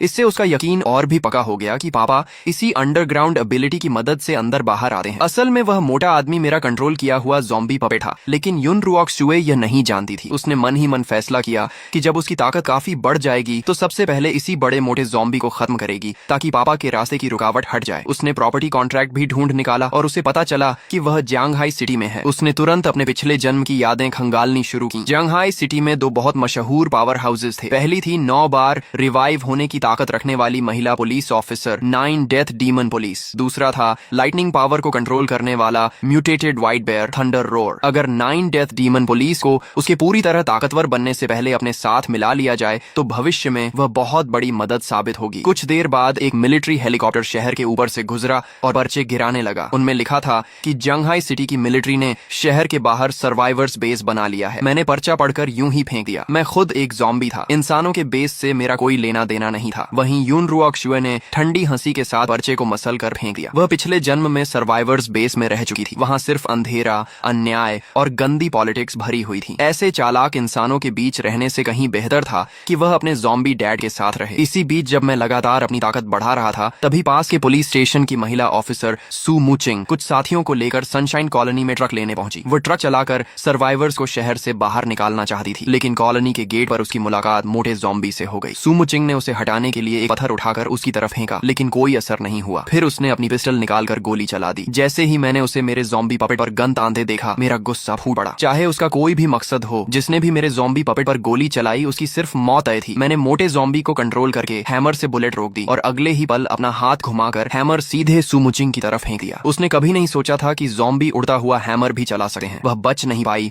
और हैमर सीधे उसे लगा, जिससे उसकी मौके पर ही मौत हो गई। कॉलोनी में गुस्से बाकी पुलिस ऑफिसर्स को भी मेरे ज़ॉम्बी पपेट्स ने खत्म कर दिया। मैंने उनके शरीरों से कई पुलिस गन्स और बुलेट्स हासिल कर ली, लेकिन रात होते ही एक अजीब घटना हुई। सू मुचिंग की डेड बॉडी लाल रोशनी में दोबारा जिंदा हो गई। उसका टूटा फूटा शरीर पूरी तरह ठीक हो चुका था और उसकी ताकत पहले से दोगुनी हो गई थी। मैंने मोटे ज़ॉम्बी की आंखों से यह सब देखा और पूरी तरह हैरान रह गया। ये क्या भूत है? ये पुलिस ऑफिसर तो सच में दोबारा जिंदा हो गई। सू मुचिंग खुद भी पूरी तरह कंफ्यूज थी। उसने अपना शरीर चेक किया तो एक भी घाव नहीं था। उसकी स्ट्रेंथ और स्पीड दोनों काफी बढ़ चुकी थी। तभी उसे एहसास हुआ कि शायद वह एक इवॉल्वर बन चुकी है, जिसके पास मरने के बाद रिवाइव होने की एबिलिटी है। अगले दिन सू मुचिंग फिर वापस आई और इस बार उसके साथ पहले से कहीं ज्यादा पूरी तरह आर्म्ड पुलिस ऑफिसर्स थे। मेरा गुस्सा 7वें आसमान पर पहुंच गया। पिछली बार मैंने उसकी जान छोड़ दी थी, लेकिन वह फिर से चुनौती देने चली आई। इस बार मैंने 3 इवॉल्व्ड ज़ॉम्बीज से उस पर हमला करवाया, लेकिन रिवाइव होने के बाद उसकी ताकत इतनी बढ़ चुकी थी कि वह तीनों ज़ॉम्बीज के बीच भी आसानी से लड़ रही थी। मैंने अपने गनर ज़ॉम्बी पपेट को फायर करने का आदेश दिया, लेकिन वह ज्यादातर बुलेट्स भी डॉज कर गई। आखिरकार मुझे मौका मिला और मैंने उसे फिर से बुरी तरह घायल कर दिया। इस बार मैंने उसका शरीर पूरी तरह चूर चूर कर दिया ताकि कोई गलती न रह जाए, लेकिन उसी रात वह फिर से रिवाइव हो गई और उसकी ताकत एक बार फिर दोगुनी हो गई। ये क्या मजाक है? ये औरत तो चीट कोड लेकर आई है। मैं पूरी तरह बेबस हो गया। मरकर वापस जिंदा होना और हर बार और ताकतवर बन जाना, इससे भी बड़ी परेशानी यह थी कि कोई छुपा हुआ इवॉल्वर लगातार उसकी मदद कर रहा था। जब भी मेरा हमला सू मुचिंग पर लगने वाला होता, कोई रहस्यमयी ताकत उसे 1 सेकंड के लिए रोक देती। यहाँ तक कि बुलेट्स भी हवा में मुड़ जाती थी। और वह छुपा हुआ इवॉल्वर असल में यून रुओक शुए थी। उसने काफी समय तक कॉलोनी का निरीक्षण किया था और उसे शक हो गया था कि यहाँ कोई ज़ॉम्बी किंग छुकर सभी ज़ॉम्बीज को कंट्रोल कर रहा है। इसलिए उसने अपनी सीक्रेट वॉइस टेक्निक से सू मुचिंग से संपर्क किया और खुद को इनविजिबल एक्सपर्ट बताकर उसके साथ मिलकर ज़ॉम्बी किंग को मारने की योजना बनाई। सू मुचिंग को लगा कि उसे अपना साथी मिल गया है और उसने तुरंत साथ काम करने के लिए हामी भर दी। उसी रात सू मुचिंग ने गेट पर मोटे ज़ॉम्बी का ध्यान भटकाया और सफलतापूर्वक कॉलोनी के अंदर घुस गई, लेकिन बिल्डिंग नंबर 5 के सामने मैंने खुद उसका रास्ता रोक लिया। 7वीं मंजिल पर मौजूद शाओ चीकी की रक्षा करने के लिए मैंने अपने सारे ज़ॉम्बी पपेट्स को बिल्डिंग नंबर 5 के आसपास इकट्ठा कर लिया था। हाथ में मचेटी लेकर मैं पूरी तरह गुस्से में हमला करने लगा। मेरा हर वार बेहद निर्दयी था। मेरी रोज वाली नरमी बिल्कुल गायब हो चुकी थी। यून रुओक शुए पहली बिल्डिंग की दूसरी मंजिल से छुकर सब देख रही थी। वह अपनी टाइम कंट्रोल एबिलिटी से बार बार मेरे जानलेवा हमलों को रोक रही थी, लेकिन सिर्फ इस हद तक कि सू मुचिंग मरे नहीं। वह किसी भी कीमत पर सू मुचिंग को मुझे चोट पहुंचाने भी नहीं दे रही थी। सू मुचिंग पूरी तरह कंफ्यूज हो गई। यह इनविजिबल एक्सपर्ट आखिर किसकी साइड पर है? मैं इस ज़ॉम्बी पर हमला करती हूँ तो भी रोकता है। तब यून रुओक शुए ने सिर्फ एक बात कही, इस ज़ॉम्बी को तुम हाथ नहीं लगा सकती। लड़ाई और भी भयानक होती गई। सू मुचिंग पूरी ताकत से बिल्डिंग नंबर 5 में घुसने की कोशिश करती रही, लेकिन मैं उसे हर बार रोक देता। मैं लगातार दर्द भरी दहाड़े मार रहा था। अपने सबसे प्यारे लोगों की रक्षा करने का मेरा गुस्सा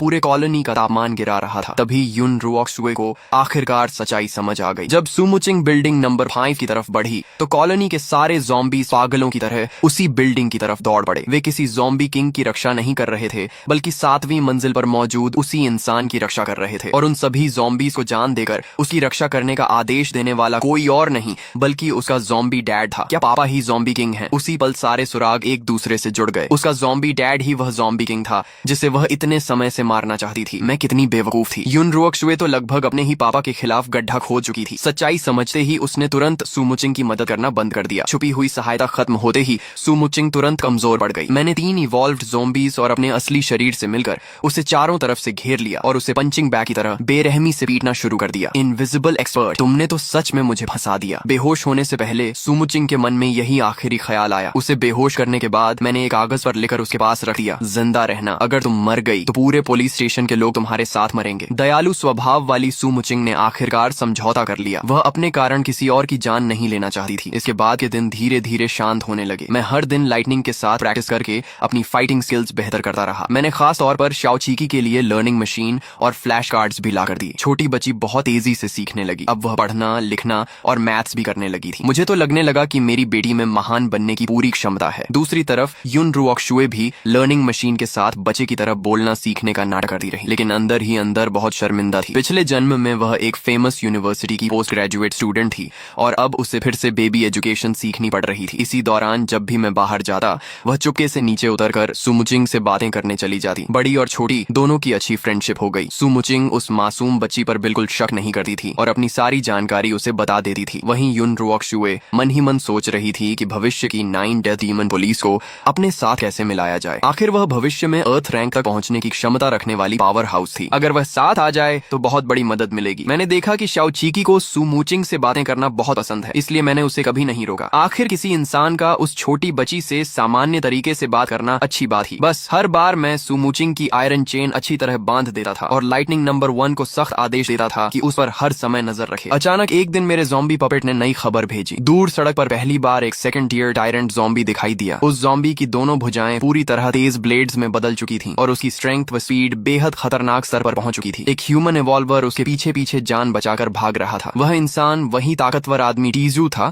जिसने पहले मेरे ज़ॉम्बी पपेट्स से लड़ाई की थी। टायरेंट ज़ॉम्बी के शरीर पर बने घाव अपने आप भर रहे थे। टीजू ने उस पर कई बार तलवार से वार किया, लेकिन कोई असर नहीं हुआ। आखिरकार वह एक तंग गली में घुसकर बड़ी मुश्किल से अपनी जान बचा पाया। मेरे मन में तुरंत एक आइडिया आया। ये टायरेंट ज़ॉम्बी बहुत ताकतवर था, सामने से लड़ना बेकार था, लेकिन मेरे पास इससे बेहतर तरीका था। मैंने लाइटनिंग को कंट्रोल करके उस टायरेंट ज़ॉम्बी को पुलिस स्टेशन के पास पहुंचा दिया। उसी समय सुमुचिंग बाहर से रिसोर्सेज इकट्ठा करके लौट रही थी। जैसे ही उसने टायरेंट ज़ॉम्बी को देखा, बिना कुछ सोचे उसका ध्यान अपनी तरफ खींच लिया ताकि पुलिस स्टेशन के लोगों की रक्षा कर सके। जब दो ताकतवर दुश्मन लड़ते हैं तो फायदा तीसरे का होता है। सुमुचिंग और टायरेंट ज़ॉम्बी के बीच भयंकर लड़ाई हुई, लेकिन जल्द ही उसे समझ आ गया कि वह उसे हरा नहीं सकती। इसलिए वह उसे पास के पेट्रोल पंप तक ले गई और एक गोली से फ्यूल टैंक उड़ा दिया। अगले ही पल पूरा पेट्रोल पंप आग की लपटों में घिर गया। टायरेंट ज़ॉम्बी आग के समंदर से बाहर निकल आया। उसका पूरा शरीर झलकर काला पड़ चुका था, लेकिन वह अभी भी जिंदा था, हालांकि वह बुरी तरह घायल हो चुका था। मैंने तुरंत अरबैंग और लाइटनिंग को हमला करने का आदेश दिया। गंभीर रूप से घायल टायरेंट ज़ॉम्बी अरबैंग की 1 टन से भी भारी लोहे की रॉड के लगातार वार बिल्कुल नहीं झेल पाया। कुछ ही देर में वह खड़ा होने की हालत में भी नहीं रहा। लाइटनिंग ने मौका देकर अपनी स्टील ब्लेड से उसके शरीर को लगातार काटना शुरू कर दिया और आखिरकार टायरेंट ज़ॉम्बी मारा गया। जब मैंने उसके शरीर से सेकंड ईयर गोल्डन कोर निकाला तो मेरी खुशी का ठिकाना नहीं रहा, लेकिन इस बार मैंने जल्दबाजी नहीं की। पहले शाओचीकी के लिए खाना बनाया, सारी सुरक्षा का इंतजाम किया और उसके बाद बिल्डिंग नंबर 4 में जाकर गोल्डन कोर को निगल लिया। उस गोल्डन कोर की जबरदस्त एनर्जी ने मुझे सीधे 3rd ईयर तक पहुंचा दिया। मेरी फिजिकल स्ट्रेंथ में क्वालिटेटिव चेंज आ गया और मेरी मेंटल पावर कई गुना बढ़ गई। मेरा कंट्रोल रेंज 10 किलोमीटर से बढ़कर कई दर्जन किलोमीटर तक पहुंच गया। अब मैं आसानी से 100 से भी ज्यादा सामान्य ज़ॉम्बी पपेट्स को कंट्रोल कर सकता था और सेकंड ईयर इवॉल्व्ड ज़ॉम्बीज भी मेरे लिए बिल्कुल आसान हो गए थे। अब तो स्पीड के मामले में मैं अजाइल ज़ॉम्बी लाइटनिंग को भी पीछे छोड़ सकता था और सामने से टैंक टाइप ज़ॉम्बी डबांग को भी धक्का देकर पीछे हटा सकता था। अब जाकर मैं सच में अपोकलिप्स का सर्वाइवर लगने लगा था। 3rd ईयर में पहुंचने के कुछ समय बाद मैंने एक और सेकंड ईयर टैंक ज़ॉम्बी को अपने साथ मिला लिया, जिसका आकार एक छोटी कार जितना बड़ा था। मैंने उसका नाम एयरबैंग रखा और उसे 1 टन से भी भारी मेटल रॉड दे दी। एयरबैंग का एक बार किसी कार को कबाड़ बना सकता था और अगर वह रॉड फेंक देता तो कंक्रीट वॉल भी आर पार हो जाती। एयरबैंग के कॉलोनी गेट पर पहरा देने के बाद अब इवॉल्व्ड ज़ॉम्बीज भी कॉलोनी के पास आने की हिम्मत नहीं करते थे। इसी दौरान युन रुओक्शुए भी छुकर 3rd ईयर तक पहुंच गई। 3rd ईयर में पहुंचने के बाद उसकी टेलीकिनेसिस बहुत बढ़ गई। अब वह आयरन नेल्स को बेहद तेज स्पीड से उड़ाकर हमला कर सकती थी और अपनी टाइम कंट्रोल एबिलिटी के साथ मिलाकर बिना आवाज किए किसी की भी जान ले सकती थी। पूरे अपोकलिप्स में अब वह इंसानों के सबसे ताकतवर लोगों में शामिल हो चुकी थी। एक दिन पता नहीं कब मेरे पैरों के पास ब्लड सैंड ब्लेड टेक्निक नाम की एक किताब पड़ी मिली। मुझे लगा कि किसी रहस्यमयी एक्सपर्ट ने यह सीक्रेट मैनुअल मेरे लिए छोड़ी है, इसलिए मैंने इसे सीखना शुरू कर दिया। लेकिन मुझे क्या पता था कि यह किताब असल में युन रुओक्शुए ने अपनी नोटबुक में लिखकर चुपके से मेरे लिए फेंकी थी। ये ब्लेड टेक्निक अपने खून को आधार बनाकर किलिंग ऑरा तैयार करती थी। पूरी तरह मास्टर होने के बाद ताकत लगाने की भी जरूरत नहीं रहती थी, क्योंकि केवल ब्लड सैंड ऑरा ही दुनिया की सबसे खतरनाक ब्लेड बन जाती थी। इस टेक्निक की प्रैक्टिस करने के बाद मेरी प्रोग्रेस बहुत तेज हुई और मेरी कॉम्बैट पावर में जबरदस्त बढ़ोतरी हो गई, लेकिन यह शांति ज्यादा समय तक नहीं रही। सर्वाइवर्स बेस से 5 इवॉल्वर्स की एक टीम जांगहाई सिटी में रिसोर्सेज इकट्ठा करने पहुंची। उन्होंने देखा कि सनशाइन कॉलोनी के आसपास का सारा सामान पहले ही गायब हो चुका है। उन्होंने सामान ले जाने वाले ज़ॉम्बी पपेट का पीछा किया और आखिरकार कॉलोनी तक पहुंच गए। रात के समय वे दीवार फांदकर अंदर घुस गए, लेकिन उन्हें यह नहीं पता था कि जैसे ही उनके पैर जमीन पर पड़े उसी पल मैंने उन्हें देख लिया था। मेरी ज़ॉम्बी पपेट आर्मी ने तुरंत उन्हें चारों तरफ से घेर लिया। इवॉल्व्ड ज़ॉम्बी लाइटनिंग नंबर 2 ने एक इवॉल्वर को पल भर में मार गिराया। वहीं डपांग के 2 बड़े हैमर्स ने 2 मेले इवॉल्वर्स को जोरदार वार से पीछे धकेल दिया। इस भयंकर लड़ाई के बीच मैं खुद भी मैदान में उतर गया। ब्लड सैंड ब्लेड टेक्निक सीखने के बाद मेरा एक ही हॉरिजॉन्टल स्लैश आखिरी भागते हुए इवॉल्वर को कमर से 2 हिस्सों में काटने के लिए काफी था। उनके शरीरों से मुझे सर्वाइवर्स बेस के आइडेंटिटी कार्ड्स मिले। चले। तभी मुझे एहसास हुआ कि इंसानों की ताकत मेरी उम्मीद से कहीं तेजी से बढ़ रही है। सनशाइन कॉलोनी का राज देर सवेर सबके सामने आ ही जाएगा, इसलिए मैंने कॉलोनी छोड़ने का फैसला किया। मेरा अगला टारगेट शहर के बाहर स्थित चिंगशुई फार्म था। वहाँ खुली जमीन थी, खेती की जा सकती थी, इंसानों की ताकत से दूर था और आसपास ज़ॉम्बीज की भी कमी नहीं थी, जिससे मैं अपनी आर्मी लगातार बढ़ा सकता था। सबसे जरूरी बात यह थी कि वहाँ शाओ चीकी को बड़ा होने के लिए कहीं बेहतर माहौल मिलेगा। वह हमेशा कंक्रीट बिल्डिंग्स के बीच बंद नहीं रह सकती थी। उसे धूप चाहिए थी, ताजी हवा चाहिए थी और ताजी सब्जियां भी। सब्जियों की बात आते ही मुझे अपनी बेटी की चिंता होने लगी। इतने दिनों से उसका खाना बहुत लिमिटेड था। हर दिन milk powder, egg fried rice और राइस पेस्ट ही मिल रहा था, एक पता हरी सब्जी तक नहीं। फार्म पहुंचने के बाद मैं अपने ज़ॉम्बी पपेट्स से खेत जोतूंगा, खेती करूंगा और शाओ चीकी को ताजे फल और सब्जियां खिलाऊंगा। उसे न तो मार सकता था और न ही यूं ही छोड़ सकता था, लेकिन जब यहाँ से जाना ही था तो बेहतर यही था कि उसे आजाद कर दूं और फिर कभी उससे मुलाकात न हो। मैंने अपना फैसला शाओ चीकी को बताया। उसने हल्के से सिर हिलाया और पूछा, दीदी क्या वह हमारे साथ चलेगी? मुझे अच्छी तरह पता था कि सुमुचिंग के स्वभाव के हिसाब से वह पुलिस स्टेशन के सर्वाइवर्स को कभी नहीं छोड़ सकती, इसलिए वह हमारे साथ आने वाली नहीं थी। मेरी नजर बचाकर युन रुओक शुए ने चुपके से सुमुचिंग के हाथ में एक पर्ची रखी जिस पर लिखा था चिंगशुई फार्म। जाने से पहले सुमुचिंग ने युन रुओक शुए से पूछा, क्या तुम्हें हमारा वादा याद है? युन रुओक शुए मुस्कुराकर बोली, अगर कभी तुम्हें लगे कि यह दुनिया उतनी अच्छी नहीं है जितनी तुम सोचती हो और जब तुम्हारा दूसरों की रक्षा करने का मन न रहे तब मुझे याद करना, फिर मेरी रक्षा करना। सुमुचिंग लंगड़ाते हुए पुलिस स्टेशन लौटी, लेकिन वहाँ उसने ऐसा नजारा देखा जिसने उसे पूरी तरह तोड़ दिया। जिन सर्वाइवर्स की रक्षा के लिए उसने अपनी जान तक दांव पर लगा दी थी, वही लोग इंसान खाने वाले दरिंदे बन चुके थे। उन्होंने उन सभी पुलिस ऑफिसर्स को मार डाला जो उनका साथ देने को तैयार नहीं थे, यहाँ तक कि उन्होंने सुमुचिंग को भी मार दिया। सुमुचिंग तीसरी बार रिवाइव हुई और इस बार उसकी ताकत फिर से कई गुना बढ़ गई। उसने अपने हाथों से उन सभी गद्दारों को एक एक करके खत्म कर दिया। आखिरी बचा एक नौजवान उसके सामने घुटनों के बल बैठ गया और बोला, ऑफिसर सू, आप अच्छी इंसान हैं, मैं सिर्फ जिंदा रहना चाहता था, मैंने जानबूझकर कुछ नहीं किया। सुमुचिंग मुड़कर जाने लगी, तभी उसके पीछे पिस्टल लोड होने की आवाज आई। वह बिजली की तरह पलटी और एक पंच में उसकी पसलियां तोड़ दी। क्यों क्यों मुझे धोखा दिया? चारों तरफ बिखरी लाशों को देखकर उसका दिल पूरी तरह टूट चुका था। तभी उसे युन रुओक शुए की बात याद आई, अगर वे लोग तुम्हारी रक्षा के लायक ही ना हो तो? उसने मन ही मन सोचा, हाँ, क्या ऐसे घटिया लोग सच में मेरी रक्षा के लायक थे? उसने अपनी मुट्ठी में पकड़ी चिंगशुई फार्म वाली पर्ची को देखा, फिर आखिरी बार उस पुलिस स्टेशन को देखा जिसे वह पूरी जिंदगी समर्पित करना चाहती थी और बिना पीछे मुड़े रात के अंधेरे में गायब हो गई। शाओ चीकी, मैं आ रही हूँ। रवाना होने वाले दिन सनशाइन कॉलोनी से 5 भारी ट्रक्स एक के बाद एक निकल पड़े। हर ट्रक की ड्राइवर सीट पर ज़ॉम्बीज बैठे थे और उनके पीछे पूरी तरह आर्म्ड सैकड़ों ज़ॉम्बी पपेट्स की आर्मी चल रही थी। ज़ॉम्बीज को ट्रक चलाते देखकर रास्ते भर के सर्वाइवर्स की आंखें फटी रह गईं। एक इवॉल्वर जो दुकान के अंदर रिसोर्सेज ढूंढ रहा था,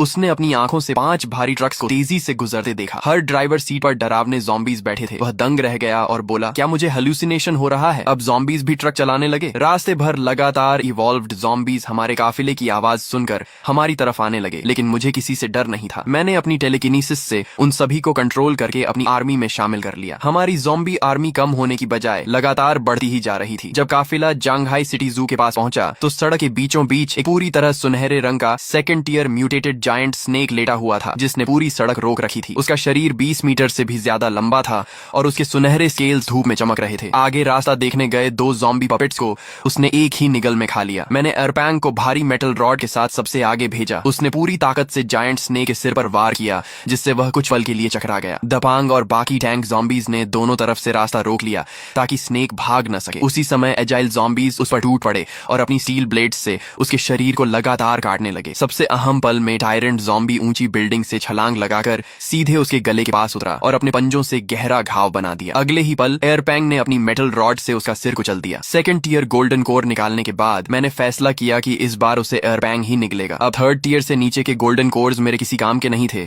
लेकिन उनसे मेरे ज़ॉम्बी पपेट्स और ताकतवर बन सकते थे। क्वांटिटी नहीं, क्वालिटी जरूरी थी। मैं पूरी तरह हाई टियर इवॉल्व्ड ज़ॉम्बीज से बनी एक एलीट आर्मी तैयार करना चाहता था। युन रुओक शुए उस विशाल स्नेक की डेड बॉडी को देखकर इतनी खुश हुई कि उसकी आंखें चमकने लगीं। उसने मासूमियत से कहा, पापा मुझे स्नेक मीट खाना है। बेचारी शाओ चीकी इतने दिनों से सिर्फ milk powder, egg fried rice और राइस पेस्ट खा खाकर परेशान हो चुकी थी। इतनी बड़ी स्नेक देकर उसका मन ललचा गया, लेकिन मुझे यकीन नहीं था कि म्यूटेटेड बीस्ट का मीट इंसानों के लिए सुरक्षित है या नहीं। इसीलिए मैंने सोचा कि पहले किसी ह्यूमन सर्वाइवर पर टेस्ट करके देखूंगा, फिर ही शाओ चीकी को खिलाऊंगा। मैंने मुस्कुराकर कहा, जब पापा कंफर्म कर लेंगे कि यह सेफ है तब तुम्हारे लिए जरूर बनाऊंगा। युन रुओक शुए थोड़ी निराश हुई, लेकिन वह मेरे फैसले को समझ गई। उसे अच्छी तरह पता था कि म्यूटेटेड बीस्ट का मीट न सिर्फ खाया जा सकता है बल्कि शरीर के लिए बहुत फायदेमंद भी होता है, लेकिन वह यह बात मुझे बता नहीं सकती थी। काफिला आगे बढ़ता रहा। दोनों तरफ की ऊंची बिल्डिंग्स धीरे धीरे गायब होने लगीं और उनकी जगह खुला मैदान दिखाई देने लगा। मैंने मैप देखा, सिर्फ 10-15 मिनट बाद हम चिंगशुई चिंगशुई फार्म पहुंचने वाले थे। शाम का डूबता सूरज पूरे आसमान को लाल रंग में रंग चुका था। मैं खिड़की के बाहर पीछे छूटते नजारों को देख रहा था। फिर मेरी नजर बगल में बैठी शाओचिकी पर गई, जो खामोशी से बाहर की दुनिया देख रही थी। उसकी आंखों में डूबते सूरज की लाल रोशनी झलक रही थी। रीबर्थ के बाद यह पहली बार था जब वह सनशाइन कॉलोनी से बाहर निकलकर दुनिया देख रही थी। मैंने प्यार से उसके गाल को हल्का सा दबाया। शाओचिकी ने मेरी तरफ देखा और मीठी मुस्कान के साथ बोली, पापा, बाहर की दुनिया कितनी बड़ी है। मैंने मुस्कुराकर कहा, हाँ, दुनिया बहुत बड़ी है और बहुत खतरनाक भी, लेकिन जब तक मेरी शाओचिकी मेरे साथ है तब तक हर चीज की कोई न कोई अहमियत है। दूर होराइजन पर डूबते सूरज की रोशनी में एक विशाल फार्म की परछाई दिखाई देने लगी। वही हमारा नया घर था, चिंगशुई फार्म। लेकिन हमसे कई दर्जन किलोमीटर पीछे जांघाई सिटी के खंडहरों में एक बेहद डरावनी ऑरा वाला इंसान हमारे ट्रक के टायर मार्क्स का पीछा करते हुए तेजी से हमारी तरफ बढ़ रहा था। अब सुमुचिंग की आंखों से वह पुरानी नरमी और दयालुता पूरी तरह गायब हो चुकी थी। उनकी जगह सिर्फ ठंडापन और अटूट संकल्प बचा था। लेकिन जब भी उसे वह छोटी बच्ची याद आती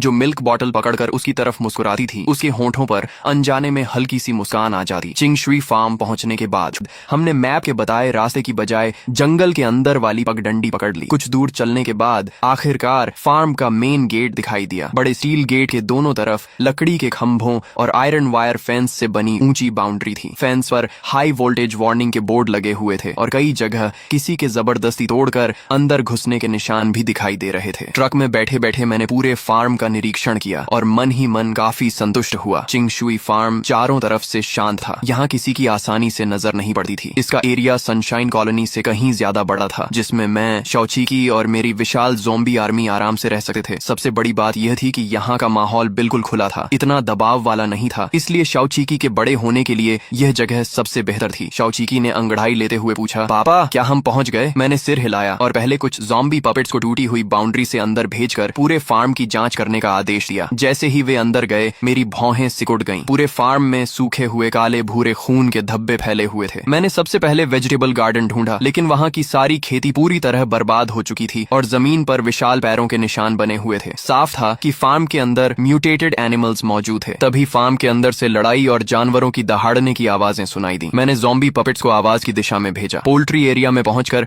हमने एक म्यूटेटेड जायंट बुल देखा। सबसे हैरानी की बात यह थी कि उस बुल के मुंह में शेर और बाघ से भी बड़े नुकीले दांत उगाए थे और वह किसी अनजान जानवर की डेड बॉडी खा रहा था। एपोक्लिप्स के बाद तो गाय भैंस भी मीट खाने लगी थी। जायंट बुल ने ज़ॉम्बी पपेट्स को देखते ही बिना रुके उन पर हमला कर दिया। वह पहले ही सेकंड टियर तक पहुंच चुका था, इसलिए सामान्य ज़ॉम्बी पपेट्स उसके सामने टिक ही नहीं सकते थे। मैंने तुरंत अर्पैंग और टायरेंट ज़ॉम्बी नंबर 1 को लड़ाई में उतार दिया। अर्पैंग ने अपनी मेटल रॉड पूरी ताकत से बुल के सिर पर मारी, जिससे उसकी आंखों के आगे तारे घूम गए। टायरेंट नंबर 1 ने मौका देकर अपने तेज क्लॉज से उसके शरीर पर गहरा घाव कर दिया, लेकिन उसकी स्किन इतनी मजबूत थी कि उसे चीरना आसान नहीं था। अच्छी बात यह थी कि उसे डॉज करना नहीं आता था। कुछ राउंड्स की लड़ाई के बाद वह आखिरकार जमीन पर गिर पड़ा। टायरेंट नंबर 1 के क्लॉज ने उसका सिर आर पार कर दिया और उसके अंदर से ऑरेंज रंग का सेकंड टियर गोल्ड कोर निकाल लिया। उस विशाल बुल को खत्म करने के बाद मैंने आगे सर्च जारी रखी। फार्म के पश्चिम वाले फिश पॉन्ड के किनारे मुझे एक बहुत चौड़ा क्रॉलिंग ट्रैक दिखाई दिया। जैसे ही मैंने ज़ॉम्बी को पानी के पास पहुंचाया, तभी एक जायंट टर्टल अचानक पानी से बाहर निकला और एक ही बाइट में ज़ॉम्बी का एंकल काट दिया। कितना बड़ा टर्टल था! उसका शेल इतना हार्ड था कि ज़ॉम्बी ने जब उस पर पंच मारा तो उल्टे रिबाउंड फोर्स से उसकी रिस्ट ही टूट गई। फिलहाल मेरा उसे मारने का कोई प्लान नहीं था। मैंने 2 ज़ॉम्बी को किनारे पर गार्ड पर लगा दिया ताकि वह जमीन पर न चढ़ सके। पहले यह कंफर्म हो जाए कि म्यूटेटेड एनिमल्स का मीट खाया जा सकता है, फिर इसे चीकी के बॉडी रिकवरी के लिए रखूंगा। मैंने पूरे फार्म को अंदर बाहर 2 बार चेक किया। जब पूरी तरह कंफर्म हो गया कि यहाँ सेफ है, तब मैंने बड़े स्केल पर क्लीनिंग शुरू की। पूरा रेजिडेंशियल एरिया नया जैसा हो गया। तब जाकर मैंने चीकी का हाथ पकड़कर उसे फार्म के अंदर लाया। क्या आपसे यही मेरा और पापा का नया होम होगा? चीकी ने चारों तरफ उत्सुकता से देखते हुए पूछा। उसकी आंखों में एक्साइटमेंट साफ दिखाई दे रही थी। यहाँ शिफ्ट होने के बाद मेरी सबसे पहली प्रायोरिटी सिक्योरिटी थी। अर्पंग दक्षिण वाले मेन गेट पर तैनात हुआ। लाइटनिंग नंबर 1, नंबर 2 और नंबर 3 अपनी अपनी ज़ॉम्बी टीम के साथ बाकी 3 दिशाओं की गार्ड करने लगे। दापेंग और टायरेंट नंबर 1 हमेशा चीकी की क्लोज प्रोटेक्शन में रहे। पूरे फार्म को मैंने एक ऐसे आयरन फोर्ट्रेस में बदल दिया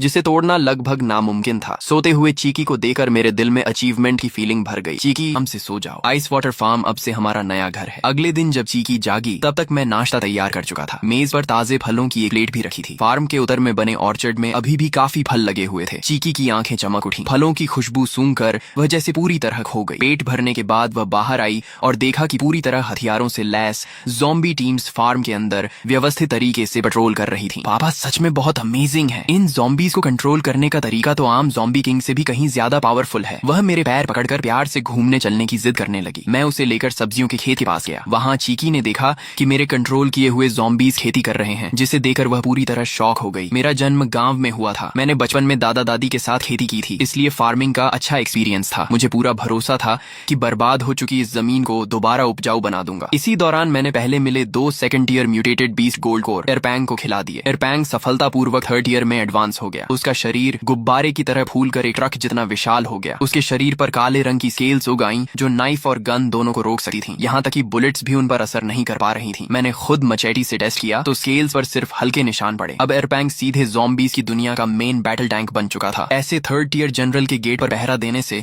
मेरा कॉन्फिडेंस कई गुना बढ़ गया। इसी के साथ मुझे मजबूत बनने का नया तरीका भी मिल गया। चूंकि हाई टीयर ज़ॉम्बीज बहुत कम थे, इसलिए मैंने तय किया कि गोल्ड कोर की मदद से खुद ही ज़ॉम्बी पपेट्स को पालकर मजबूत बनाऊंगा। उधर चीकी भी खाली नहीं बैठी थी। वह चोरी छिपे तालाब के किनारे जाकर उस म्यूटेटेड ओल्ड टर्टल को लगातार 3 दिन तक म्यूटेटेड जायंट पाइथन का मांस खिलाती रही। उस मांस में उसने अपना खून भी मिलाया था। तीसरे दिन उसने अपने पिछले जन्म के सीक्रेट रेल्म में सीखी हुई एंशिएंट बीस्ट कॉन्ट्रैक्ट टेक्निक का इस्तेमाल करके उस विशाल कछुए से कॉन्ट्रैक्ट कर लिया। अब वह उसे साधारण आदेश दे सकती थी और उससे टेलीपैथिक कम्युनिकेशन भी कर सकती थी। उसने अर्थ कल्टीवेशन टेक्निक भी उस कछुए को सिखा दी ताकि भविष्य में वह पिछले जन्म वाले ब्लैक टॉर्टोइस जितना शक्तिशाली बन सके। लेकिन मुझे इन सब बातों का बिल्कुल पता नहीं था। मुझे सिर्फ इतना लगा कि चीकी को यह बूढ़ा कछुआ पेट की तरह पसंद है, इसलिए मैंने उसे कुछ नहीं कहा। इसके बाद मैंने चीकी के लिए एक छोटा अम्यूजमेंट पार्क बना दिया। शहर के अम्यूजमेंट पार्क से मैरी गो राउंड और कई दूसरे इक्विपमेंट लाकर यहाँ लगा दिए। बिजली न होने की वजह से उन्हें ज़ॉम्बीज की ताकत से चलाया जाने लगा। चीकी ने यह सब देखा तो बाहर से बहुत खुश होने का नाटक किया। हालांकि उसके पिछले जन्म की यादों के कारण उसे बच्चों वाले खिलौनों में खास दिलचस्पी नहीं थी, लेकिन वह जानती थी कि यह सब उसके पापा ने उसके लिए किया है। धीरे धीरे उसके अंदर का बचपन फिर से जाग उठा और वह दिल खोलकर खेलने लगी। जब हम मैरी गो राउंड पर एक दूसरे का पीछा करते हुए खेल रहे थे, अगर उन ज़ॉम्बीज को छोड़ दिया जाए जो उसे धक्का देकर चला रहे थे, तो वह दृश्य बेहद वार्म और खुशहाल फैमिली जैसा लगता था। लेकिन जब लाइटनिंग नंबर 1 बार बार शहर से अम्यूजमेंट इक्विपमेंट ला रहा था, तभी इनविजिबिलिटी एबिलिटी वाला इवॉल्वर लीमो चुपचाप उसे फॉलो कर रहा था। वह ट्रक का पीछा करते हुए चिंगशुई फार्म तक पहुंच गया। फार्म के अंदर का नजारा देखकर उसकी पूरी दुनिया हिल गई। आखिर में उसने देखा कि एक छोटी इंसानी लड़की ज़ॉम्बीज के बीच आराम से रह रही है। उसने तुरंत अंदाजा लगाया कि यही लड़की इन ज़ॉम्बीज को कंट्रोल कर रही है। उसके मन में लालच पैदा हुआ और उसने सोचा कि अगर वह चीकी को पकड़ ले तो पूरी ज़ॉम्बी आर्मी उसकी हो जाएगी। लीमो अदृश्य होकर चीकी के कमरे में घुस गया। जैसे ही उसका डैगर नीचे गिरने वाला था, उसका पूरा शरीर वहीं रुक गया। यून रोअक्शुई ने टाइम स्टॉप टेक्निक का इस्तेमाल किया। फिर उछलकर उसने उसे जोरदार थप्पड़ मारा और अपने पिछले जन्म की सीक्रेट टेक्निक सोलची आर्ट से उसके दिमाग में ब्लड रून अंकित कर दी, जिससे उसकी जिंदगी और मौत पूरी तरह उसके कंट्रोल में आ गई। मरना चाहते हो या जीना, लीमो ने बिना एक पल सोचे सरेंडर कर दिया। यून रोअक्शुई ने उसे जंगहाई सर्वाइवर बेस में स्पाई बनकर घुसने का आदेश दिया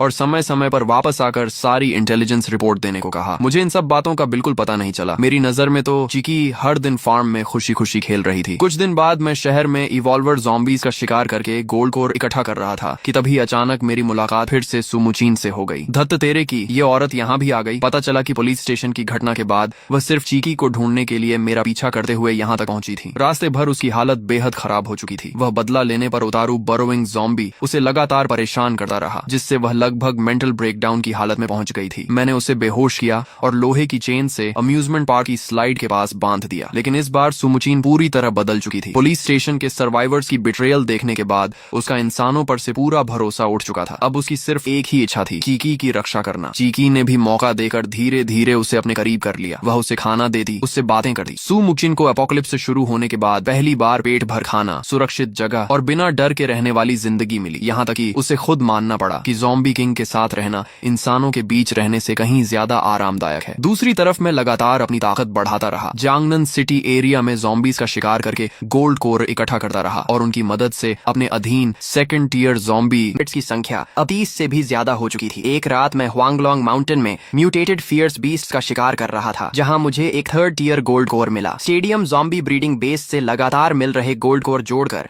आखिरकार मैंने 4th टीयर तक ब्रेक थ्रू करने लायक रिसोर्सेज इकट्ठे कर लिए। मैंने चारों 3rd टीयर गोल्ड कोर एक साथ निगल ली और उसी समय सफलतापूर्वक 4th टीयर में ब्रेक थ्रू कर गया। मेरी मेंटल पावर कई गुना बढ़ गई और कंट्रोल रेंज बढ़कर 50 किलोमीटर तक पहुंच गई। मेरा पूरा शरीर दोबारा ट्रांसफॉर्म हो गया। लाल आंखों को छोड़कर अब मैं लगभग एक सामान्य इंसान जैसा दिखने लगा था। इसके बाद मैंने लगातार 4 4th टीयर ज़ॉम्बी पपेट्स तैयार कर दिए। इसी दौरान यून रोअक्शु भी चुपचाप 4th टीयर तक ब्रेक थ्रू कर चुकी थी। उसकी टेलीकिनेसिस इतनी शक्तिशाली हो गई कि वह लंबे समय तक उड़ सकती थी और कई तरह की एलिमेंटल सीक्रेट आर्ट्स भी इस्तेमाल कर सकती थी। उसने समनिंग टेक्निक से छोटी छोटी मधुमक्खियों को कंट्रोल करके पूरे फार्म के अंदर और बाहर निगरानी शुरू कर दी। इतना ही नहीं, मेरी नजर नजर बचाकर उसने फार्म के बाहर लगी ब्लड थर्स्टी डीमन वाइन्स पर ब्लड चेन टेक्निक का इस्तेमाल करके उन्हें भी अपने कंट्रोल में ले लिया। ये ब्लड थर्स्टी डीमन वाइन्स वही म्यूटेटेड प्लांट्स थीं जिन्हें मैं हुआंगलोंग माउंटेन से लाकर फार्म के बाहर लगाया था। वे किसी भी जीवित प्राणी का पूरा खून और मांस चूस सकती थीं, लेकिन ज़ॉम्बीज में उनकी कोई रुचि नहीं थी। मैंने उन्हें फार्म से लगभग 1 किलोमीटर दूर सुरक्षा दीवार की तरह लगाया था, लेकिन चीकी द्वारा ब्लड चेन टेक्निक लगाने के बाद वही सुरक्षा दीवार अब एक ऐसा किलिंग फॉर्मेशन बन गई जिसे वह अपनी इच्छा से कंट्रोल कर सकती थी। लेकिन इसी समय एक बड़ा खतरा धीरे धीरे हमारी तरफ बढ़ रहा था। जंगहाई सर्वाइवर बेस ने इंपीरियल कैपिटल में ज़ॉम्बी टाइड फूटने के बाद पहली बार आधिकारिक रूप से ज़ॉम्बी किंग की मौजूदगी की घोषणा कर दी। वांग जंग की टीम ने पहले जियांगनन सिटी में जो एनकाउंटर किया था उसने बेस के टॉप ऑफिशियल्स का पूरा ध्यान खींच लिया। उन्होंने लीमो समेत कई इनविजिबिलिटी इवॉल्वर्स की एक रिकनेसेंस टीम जांच के लिए भेजी। जैसे ही युन रुओक्शुए ने लीमो को फार्म के पास आते महसूस किया,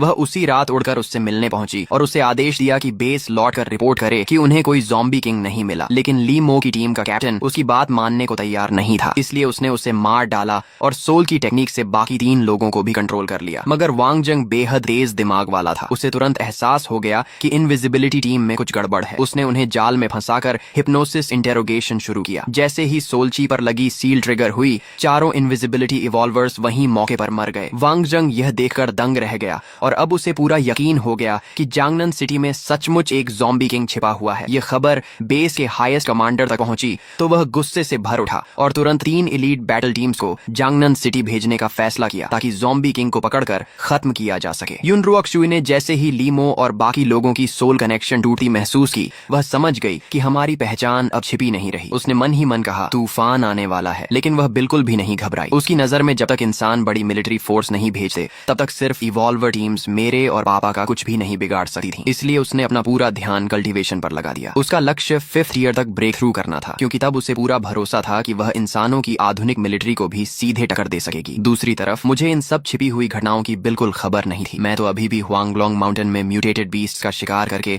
अपनी ज़ॉम्बी आर्मी के लिए गोल्ड कोर इकट्ठा करने में लगा था। इसी बीच 3 एलीट बैटल टीम्स जियांगनन सिटी के बाहर उतर चुकी थी। वांग जंग पूरे ऑपरेशन का कमांडर था, जबकि ली फंग और जांग हाई 2 टीम लीडर्स के रूप में उसके साथ थे। उनकी टीम में हंटर ईगल कोड नेम वाला एक इवॉल्वर भी था, जिसकी कॉन्ट्रैक्टेड म्यूटेटेड ब्लैक ईगल की आंखों से वह सब कुछ देख सकता था। ज्यादा देर नहीं लगी और हंटर ईगल ने चौंकाने वाली चीज देख ली। हे भगवान, सच में ज़ॉम्बी ट्रक चला रहा है। उसने देखा कि एक इवॉल्वर ज़ॉम्बी ट्रक चलाते हुए पूरे शहर में घूम रहा है और म्यूटेटेड बीस्ट का मांस स्टेडियम ले जाकर ज़ॉम्बीज को खिला रहा है। वांग जंग ने तुरंत आदेश दिया, इस ट्रक का पीछा करो, देखो यह आखिर जाता कहाँ है। मुझे इसका बिल्कुल भी अंदाजा नहीं था। मैंने ज़ॉम्बी पपेट से स्टेडियम के ज़ॉम्बीज को खाना खिलवाया और फिर ट्रक लेकर सीधे चिंगशुई फार्म लौट आया। ट्रक के काफी ऊपर वही म्यूटेटेड ब्लैक ईगल लगातार मेरा पीछा कर रही थी। वह पूरे रास्ते ट्रक के साथ उड़ती हुई फार्म तक पहुंच गई। हंटर ईगल ने ईगल विजन से पूरे फार्म का नजारा साफ साफ देख लिया। उसने धीमी आवाज में रिपोर्ट दी, मिल गया। वह ज़ॉम्बी ट्रक लेकर शहर के बाहर बने एक फार्म में घुस गया है। इस फार्म की सिक्योरिटी बेहद मजबूत है। बाहर की दीवारों के चारों तरफ लाल रंग की अजीब वाइन्स फैली हुई हैं और गेट पर 2 मंजिला इमारत जितना बड़ा एक जायंट ज़ॉम्बी पहरा दे रहा है। वांग जंग, ली फेंग और जांग हाई तीनों के चेहरे एकदम बदल गए। जांग हाई ने घबराकर कहा, तो ज़ॉम्बी किंग का बेस इसी फार्म में है। गेट पर खड़ा वह मॉन्स्टर कम से कम 3rd year tank type zombie तो जरूर होगा। उसकी डिफेंस देकर ही डर लग रहा है। हंटर ईगल ने आगे कहा, फार्म के अंदर भी कई विशाल इवॉल्वर ज़ॉम्बीज पेट्रोल कर रहे हैं। उनकी ऑरा बहुत पावरफुल है। कम से कम 4-5 ज़ॉम्बीज 3rd ईयर के हैं, लेकिन ब्लैक ईगल ज्यादा नीचे नहीं उड़ सकती, इसलिए मैं पूरा फार्म नहीं देख पाया। ली फंग ने पूछा, अब क्या करें, सीधे हमला कर दें? वांग जंग ने तुरंत सिर हिलाया, नहीं, हमें अभी पूरी सिचुएशन नहीं पता। बिना तैयारी हमला करना सुइसाइड होगा। पहले सारी इंटेलिजेंस बेस भेजते हैं। हाई कमांड तय करेगा कि आगे क्या करना है। और बाहर जो लाल वाइन्स हैं वे मुझे बिल्कुल सामान्य नहीं लग रही। शायद वह ज़ॉम्बी किंग की म्यूटेटेड प्लांट डिफेंस है। जांग हाई ने पूछा, और वह रहस्यमयी छोटी लड़की? वांग जंग ने गंभीर आवाज में कहा, अगर ज़ॉम्बी किंग का बेस यही है तो वह लड़की भी यही होगी। लेकिन इस समय हमारी सबसे बड़ी प्रॉब्लम वह लड़की नहीं बल्कि खुद ज़ॉम्बी किंग है। अगर हमने उसे अलर्ट कर दिया तो हम में से कोई भी यहाँ से जिंदा वापस नहीं जाएगा। तीनों ने चर्चा के बाद फैसला किया कि अभी कोई एक्शन नहीं लिया जाएगा। उन्होंने फार्म की लोकेशन, डिफेंस और सारी जानकारी कम्युनिकेशन डिवाइस के जरिए तुरंत जांघाई सर्वाइवर बेस भेज दी और हाई कमांड के अगले आदेश का इंतजार करने लगे। कुछ ही देर में यह रिपोर्ट हाईएस्ट कमांडर तक पहुंच गई। मीटिंग रूम का माहौल एक बार फिर बेहद गंभीर हो गया। एक ऑफिसर खड़ा होकर बोला, सर, वांग जंग की टीम ने लोकेशन कंफर्म कर दी है। फार्म की सिक्योरिटी बेहद मजबूत है। वहाँ कम से कम कई 3rd ईयर या उससे ऊपर के इवॉल्वर ज़ॉम्बीज मौजूद हैं और फार्म की बाहरी दीवार के चारों तरफ एक अज्ञात म्यूटेटेड प्लांट से बनी उस डिफेंस लाइन की जानकारी सुनकर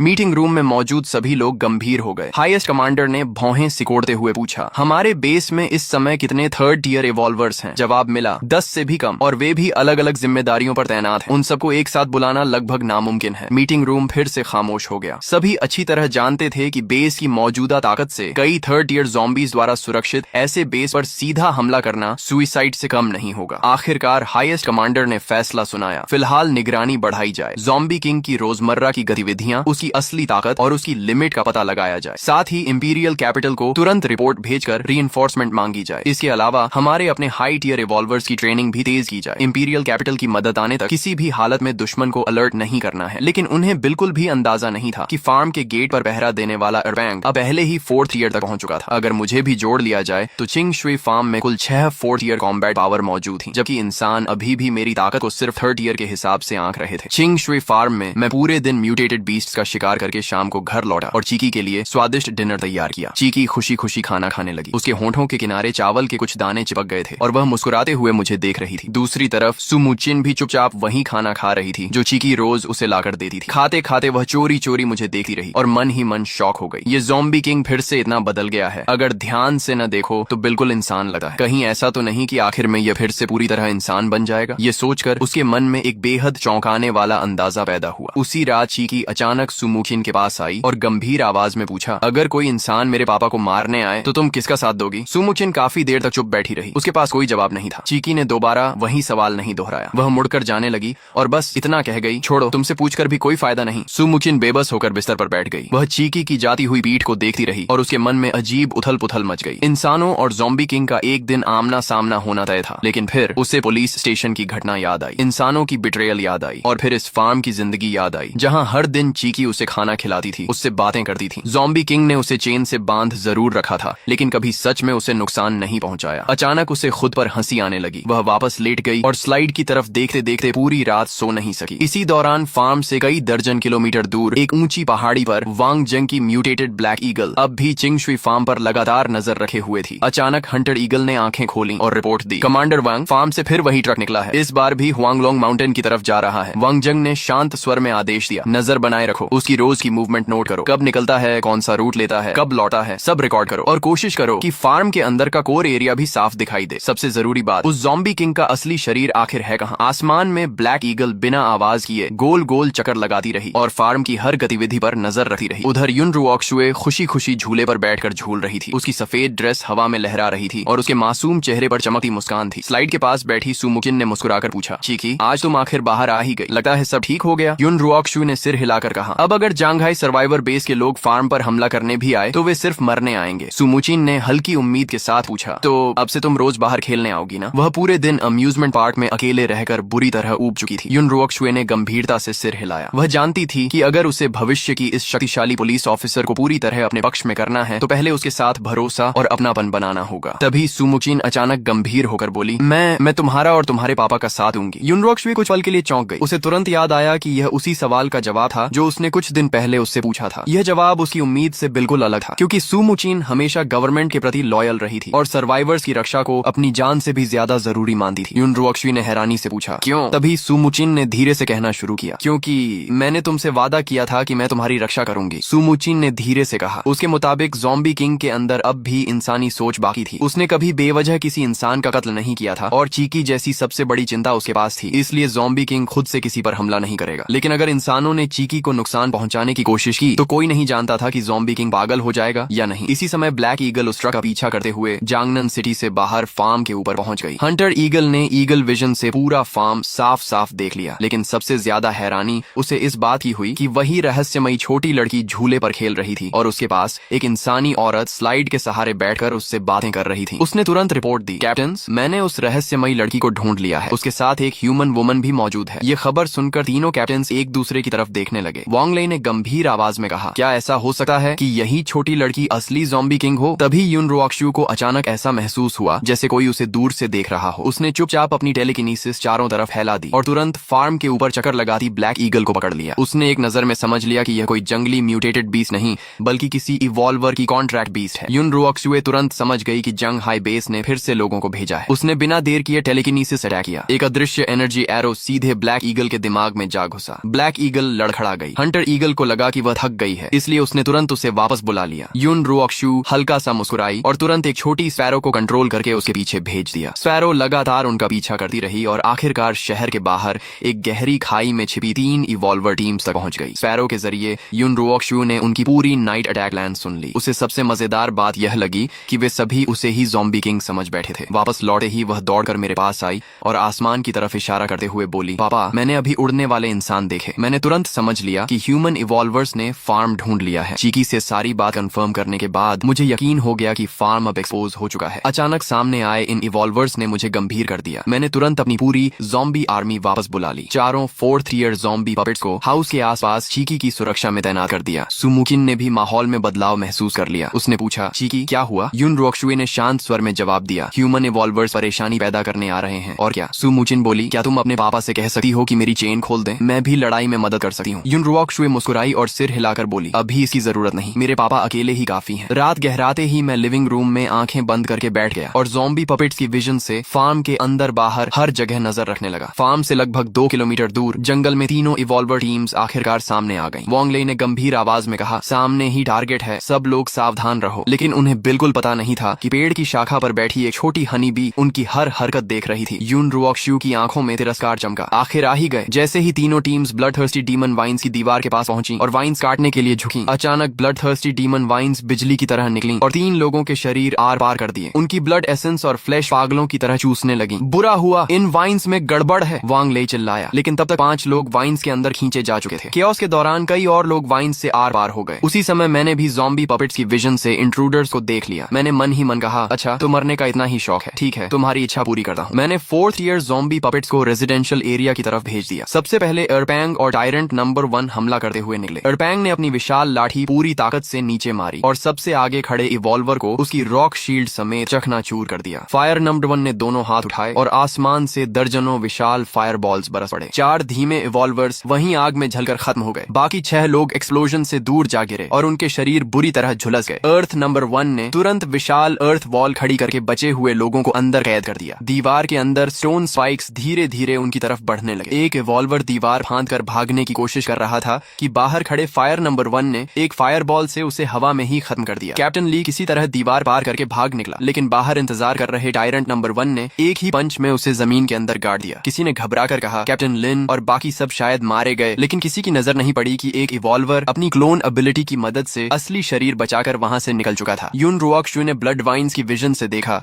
कि एक बॉडी वाइन्स ने नहीं निकली थी। उसने भौहें सिकोड़ ली तो एक बच निकला, शायद क्लोन एबिलिटी की वजह से। लेकिन उसने मुस्कुराकर सोचा कि दुश्मन अभी भी उसकी असली ताकत नहीं जानता। ऊपर से वे अब भी उसे ज़ॉम्बी किंग समझ रहे हैं। अगली लड़ाई में यही उनकी सबसे बड़ी गलती बनेगी। उसी रात सुमुकिन बिस्तर पर करवटें बदलती रही। अचानक उसके मन में एक विचार आया, अगर मैं इंसानों को ज़ॉम्बी किंग पर हमला करने से रोक सकूं और दोनों के बीच पीस करा सकूं तो। दूसरी तरफ जांगहाई बेस में खबर पहुंची कि तीनों एलीट टीम्स पूरी तरह खत्म हो चुकी हैं। रिपोर्ट देने वाला कांपती आवाज में बोला, ज़ॉम्बी किंग के अधीन कई 4th ईयर इवॉल्वर ज़ॉम्बीज हैं और वहां की डीमन वाइन्स भी इंसानों पर हमला करती हैं। ये सुनते ही हाईएस्ट कमांडर ने तुरंत इंपीरियल कैपिटल से इमरजेंसी रीइंफोर्समेंट मांगने का फैसला कर लिया। बाद में युन रुओक्शु ने मुझे मना लिया और मैंने सुमुचिन की चेन खोल दी। सुमुचिन ने कहा कि वह मुझसे अकेले में बात करना चाहती है। लिविंग रूम में बैठते ही उसने सीधे पूछा, ज़ॉम्बी किंग तुम्हारे अंदर अब भी ह्यूमन कॉन्शियसनेस है ना? उसकी बात सुनकर मेरी नजर ठंडी हो गई। यही मेरा सबसे बड़ा सीक्रेट था। मैंने कागज पर लिखा, मैंने तुम्हें नहीं मारा, आगे बोलो। सुमुचिन ने गहरी सांस ली और कहा, चीकी आखिर इंसान है, क्या तुम सच में चाहते हो कि वह पूरी जिंदगी ज़ॉम्बीज के बीच रहे? उसकी यह बात सुनकर मैं कुछ देर चुप हो गया। फिर उसने एक और सवाल पूछा, अगर एक दिन मैं ह्यूमन रेस की लीडर बन गई तो क्या तुम इंसानों के साथ पीस से रहोगे? उसकी यह बात सुनकर मैं और युन रुओक्शु दोनों कुछ पल के लिए शांत रह गए। मैंने मना नहीं किया, मैंने सिर्फ इतना लिखा, जब सच में ह्यूमन लीडर बन जाओगी तब इस बारे में बात करेंगे। अगले दिन युन रुओक्शु ने जानबूझकर मेरे सामने अपनी ताकत का एक हिस्सा दिखाने का फैसला किया ताकि मैं सुमुचिन पर भरोसा कर सकूं। वह खुशी से बोली, पापा लगता है मेरी सुपर पावर जाग गई है। इतना कहकर वह पूरे कमरे में उड़ने लगी। मैं बेहद खुश हो गया। चीकी अब एक इवॉल्वर बन चुकी थी। मैंने उसी दिन से उसकी ट्रेनिंग शुरू कर दी। उसे आयरन नेल्स से अटैक प्रैक्टिस करवाई और पॉइजन नीडल्स हिडन वेपन के रूप में इस्तेमाल करना सिखाया। चीकी अब मेरी सबसे बड़ी ट्रम्प कार्ड बन चुकी थी। इसी बीच जांगहाई बेस को आखिर इंपीरियल कैपिटल का जवाब मिल गया। उन्होंने स्काई टीम को सपोर्ट के लिए भेजा। स्काई टीम के सभी सदस्य 3rd ईयर फ्लाइंग इवॉल्वर्स थे। 5 हेलीकॉप्टर्स की फॉर्मेशन तेज रफ्तार से फार्म के ऊपर पहुंची और उन्होंने फार्म पर भीषण बॉम्बिंग शुरू कर दी। मैं गुस्से से चिल्लाया, धत तेरे की, मेरा फार्म! लेकिन मेरे 4th ईयर ज़ॉम्बी पपेट्स बिल्कुल सुरक्षित रहे। फायर नंबर 1 और फायर नंबर 2 विशाल फायर जायंट्स में बदल गए और उन्होंने पूरे आसमान को ढक लेने वाला फायर नेट बना दिया, जिससे स्काई टीम हवा में ही फंस गई। अनडाइंग नंबर 1 ने ब्लड लाइटनिंग ऑर्ब्स और ब्लड डिवाइन लाइट का इस्तेमाल इस्तेमाल किया, जबकि टायरेंट नंबर 1 ने अपने क्लॉज से लगातार भागने की कोशिश कर रहे इवॉल्वर्स को खत्म करना शुरू कर दिया। युन रुओक्शुए ने छिपकर अपनी टाइम कंट्रोल एबिलिटी और पॉइजन नीडल्स की मदद से हाउस की तरफ बढ़ने वाले कई दुश्मनों को मार गिराया। सु मुचिन ने अपनी जान की परवाह किए बिना चीकी की रक्षा की। उसके पेट में हमला हुआ और वह खून से लथपथ जमीन पर गिर गई, लेकिन कुछ ही देर में वह दोबारा जीवित होकर फिर लड़ाई में कूद पड़ी। आखिरकार 3 एलीट टीम्स और स्काई टीम पूरी तरह खत्म हो गई। सिर्फ वही इवॉल्वर बच निकला जिसके पास क्लोन एबिलिटी थी। फार्म पूरी तरह तबाह हो चुका था। मैंने फैसला किया कि अब इसे दोबारा नहीं बनाऊंगा। यह जगह अब सुरक्षित नहीं रही। मैंने कागज पर लिखा, चीकी, अब से जहां हम जाएंगे वही हमारा घर होगा। सु मुचिन ने भी हमारे साथ चलने का फैसला किया। फार्म छोड़ने के बाद हमारा कॉन्वॉय दक्षिण की तरफ बढ़ा और आखिरकार नॉर्थ सिटी पहुंच गया। वहां मैंने ज़ोंबी आर्मी के साथ पूरे शहर के इवॉल्वर ज़ोंबीज का सफाया कर दिया। इसी दौरान वहां कब्जा जमाए ड्रैगन टाइगर गैंग को भी खत्म कर दिया, लेकिन गैंग का सेकंड लीडर जंग छिंग और एक फ्लाइंग इवॉल्वर किसी तरह बच निकले और नॉर्थ सिटी बेस पहुंचकर मेरी खबर दे दी। नॉर्थ सिटी के सारे इवॉल्वर ज़ोंबीज खत्म करने के बाद हमने फिर यात्रा शुरू की। 5th ईयर में ब्रेक थ्रू करने के बाद मेरी मेंटल पावर विस्फोट की तरफ बढ़ गई। मेरा कंट्रोल रेंज 50 किलोमीटर से भी ज्यादा हो गया और मैं एक साथ बड़ी संख्या में 4th ईयर ज़ॉम्बी पपेट्स को कंट्रोल कर सकता था। मेरे अधीन अब 3 5th ईयर ज़ॉम्बी पपेट्स भी थे, लेकिन शानचुआन सिटी बिल्कुल अलग निकला। वहां हर तरफ सिर्फ म्यूटेटेड फियर्स बीस्ट्स ही दिखाई देते थे। मैं अपनी ज़ॉम्बी आर्मी के साथ पूरे शहर में उनका शिकार करता रहा और बड़ी संख्या में गोल्ड कोर्स हासिल किए। बाद में मैंने कंग्युए माउंटेन पर कब्जा जमाए बीस्ट किंग कल्ट का भी सफाया कर दिया। उनकी केव से मुझे ढेर सारी सप्लाईज और वेजिटेबल्स मिली। मरने से पहले बीस्ट किंग कल्ट के एक प्रोटेक्टर ने बताया कि उनका कल्ट लीडर किसी 5th ईयर म्यूटेटेड बीस्ट को अपने कंट्रोल में करने गया है। यह सुनकर मैं सतर्क हो गया। ज्यादा समय नहीं बीता और बीस्ट किंग कल्ट का लीडर हुआंग शुआन खुद मेरे सामने आ पहुंचा। अपोकलिप्स से पहले वह सिर्फ सूद पर पैसे देने वालों का एक मामूली गुंडा था, लेकिन बीस्ट टेमिंग एबिलिटी जागने के बाद वह तेजी से ताकतवर बन गया। उसने बताया कि उसकी बड़ी बहन को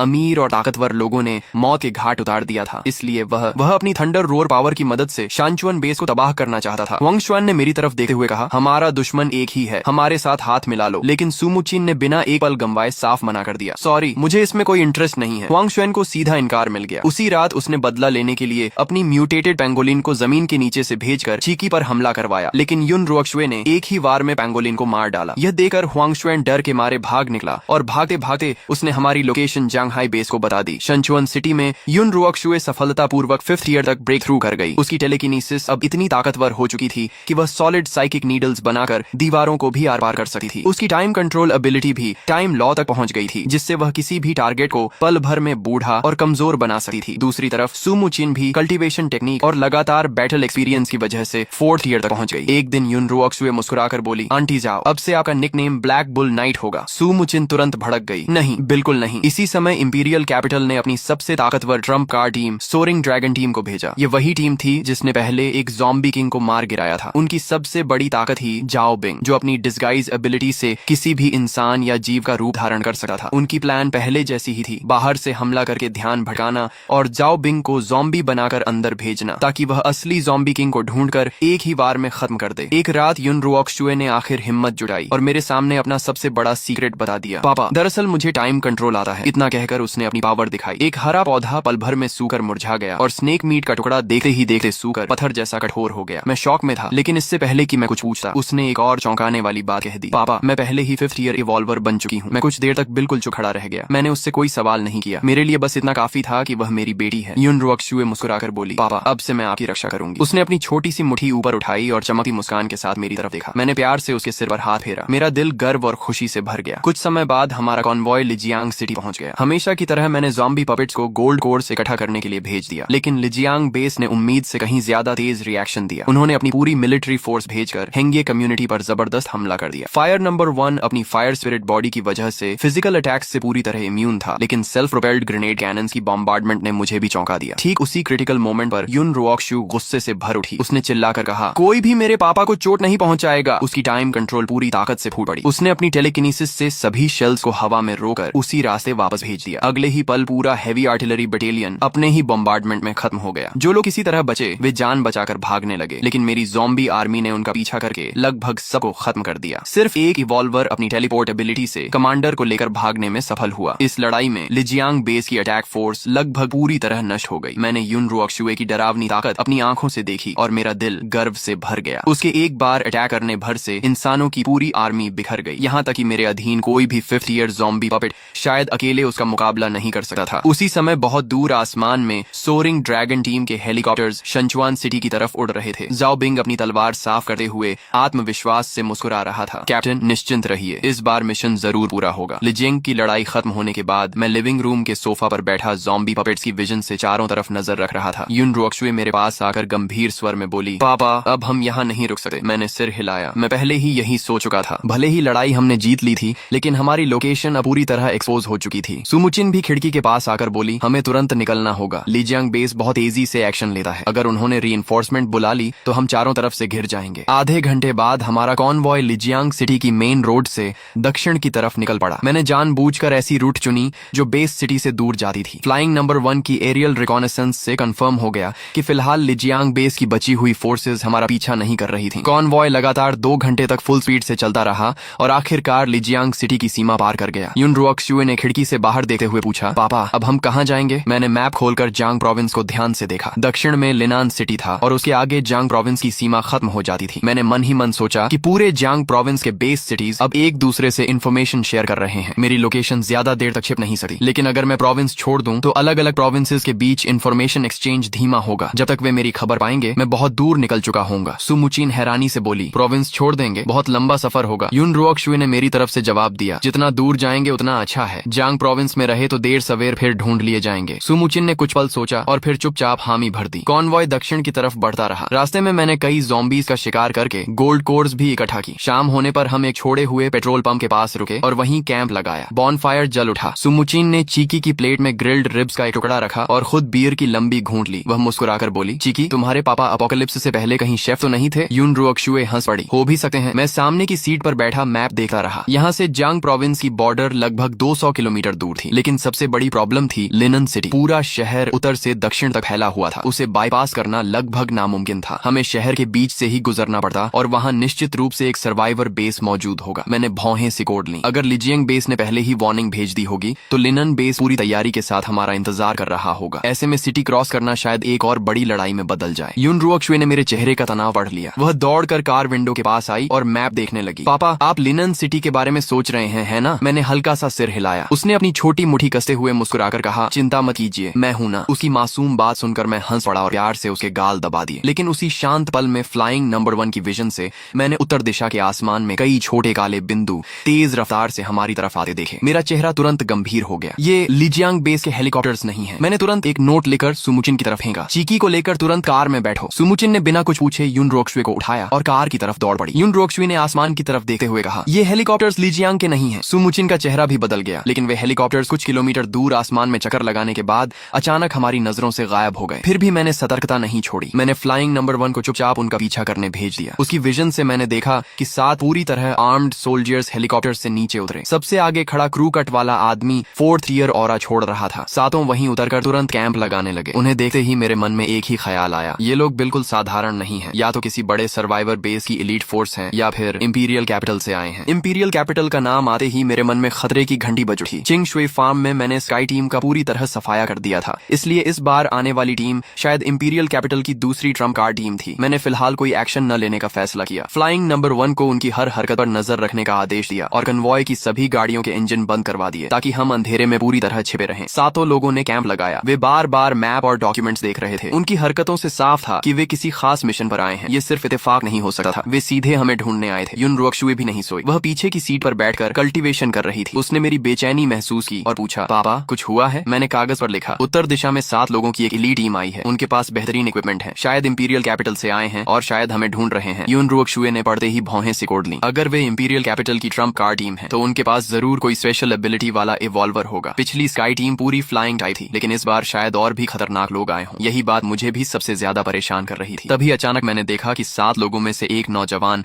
अकेले कैंप छोड़कर पास के जंगल में चला गया। जैसे ही वह जंगल के अंदर पहुंचा, उसके शरीर की ह्यूमन ऑरा पल भर में ज़ॉम्बी ऑरा में बदल गई। उसी क्षण मुझे उनकी पूरी स्ट्रेटेजी समझ आ गई। वह इंसान खुद को ज़ॉम्बी की तरह डिस्गाइज कर सकता था। अगर मुझे पहले से इसका पता न होता तो वह आसानी से मेरी ज़ॉम्बी आर्मी में घुस जाता और सही मौका देकर मेरे पास पहुंचकर हमला कर देता। शायद पिछले ज़ॉम्बी किंग की मौत भी इसी तरीके से हुई होगी। मैंने तुरंत चीकी को सारी बात बता दी। युन रुओक्शुए ने पढ़ते ही गंभीर चेहरा बना लिया। ज़ॉम्बी बनकर घुसपैठ। उसके चेहरे से मासूमियत गायब हो गई और उसकी आंखों में तेज चमकने लगा। ऐसी एबिलिटी बहुत रेयर होती है। अगर उसकी डिस्गाइज पूरी तरह परफेक्ट हुई तो पापा आपकी मेंटल पावर भी शायद उसे पहचान न पाए। लेकिन अगले ही पल उसने शांत और आत्मविश्वास से कहा, मगर मैं पहचान सकती हूँ। उसने समझाया, टाइम कंट्रोल से मैं हर जीव की टाइम फ्लो महसूस कर सकती हूँ। इंसानों और ज़ॉम्बीज की टाइम फ्लो अलग होती है। ज़ॉम्बी के शरीर में एजिंग रुक चुकी होती है, जबकि इंसान चाहे जितना भी डिस्गाइज कर ले, उसके शरीर का टाइम फ्लो सामान्य रहता है। अगर मैं ध्यान से महसूस करूं तो उसे जरूर पकड़ लूंगी। उसकी बात सुनकर मुझे काफी राहत मिली, लेकिन फिर भी मैं लापरवाह नहीं होना चाहता था। मैंने तुरंत प्लान बदल दिया। कागज पर लिखा, हम लिनन सिटी नहीं जाएंगे, माउंटेन रूट से प्रोविंस छोड़ेंगे। तभी सुमुचीन भी जा गई। उसने नोट पढ़ा और हैरानी से बोली, माउंटेन रूट, उससे तो कई दिन ज्यादा लग जाएंगे। मैंने लिखा, कुछ दिन ज्यादा लगना बेहतर है, बजाय एम्बुश में फंसने के। सुमुचीन ने हम दोनों के चेहरे देखे और बिना कुछ पूछे चुप हो गई। सुबह होने से पहले ही मैंने कॉन्वॉय को एक सुनसान माउंटेन रोड पर मोड़ दिया। रास्ता बेहद खराब था, लेकिन छिपने के लिए सबसे सुरक्षित था। हालांकि मैंने दुश्मन की ट्रैकिंग एबिलिटी को कम आंक लिया था। लगभग 3 घंटे बाद फ्लाइंग नंबर 1 से खबर मिली कि वह 7 लोगों वाली टीम भी अपना कैंप छोड़ चुकी है और दक्षिण की तरफ बढ़ रही है। सबसे हैरानी की बात यह थी कि उनकी दिशा हमारी रूट के बिल्कुल पैरेलल थी। वे हमारा पीछा कर रहे थे। फ्लाइंग नंबर 1 की एरियल विजन से मैंने देखा कि एक म्यूटेटेड बर्ड बहुत ऊंचाई पर हमारे कन्वॉय के ऊपर चक्कर लगा रही थी। उसे मार गिराना आसान था, लेकिन ऐसा करने से दुश्मन अलर्ट हो जाता और शायद एम्बुश छोड़कर सीधे अटैक कर देता। कुछ देर सोचने के बाद मैंने फैसला किया कि अगर वे डिस्गाइज एबिलिटी से असैसिनेशन करना चाहते हैं तो मैं उसी चाल का इस्तेमाल उनके खिलाफ करूंगा। मैंने अपना पूरा प्लान युन रुओक्सुए और सू मूचिन को समझाया। युन रुओक्सुए तुरंत समझ गई। पापा, आपका मतलब है कि हम जानबूझकर उन्हें मौका देंगे ताकि वह डिस्गाइज एवॉल्वर कैंप के अंदर घुस आए और फिर हम एक ही बार में सबको खत्म कर दें। सू मूचिन थोड़ी घबराई हुई थी। यह बहुत रिस्की है। अगर उस डिस्गाइज्ड एवॉल्वर की एबिलिटी हमारी सोच से भी ज्यादा ताकतवर हुई तो? युन रुओक्सुए ने अपनी छोटी मुट्ठी कसते हुए मुस्कुराकर कहा, जब तक मैं हूँ वह कुछ नहीं कर पाएगा। सुमूचिन को कल की वह घटना याद आ गई जब युन रुओक्सु ने अकेले पूरे हैवी आर्टिलरी बटालियन के शेल्स पलट दिए थे। उसने चुपचाप सिर झुका लिया। प्लान के मुताबिक शाम को हमने एक खुले रिवर वैली में कैंप लगाया। मैंने जानबूझकर सिर्फ कुछ कमजोर ज़ॉम्बी पपेट्स को खुले में तैनात किया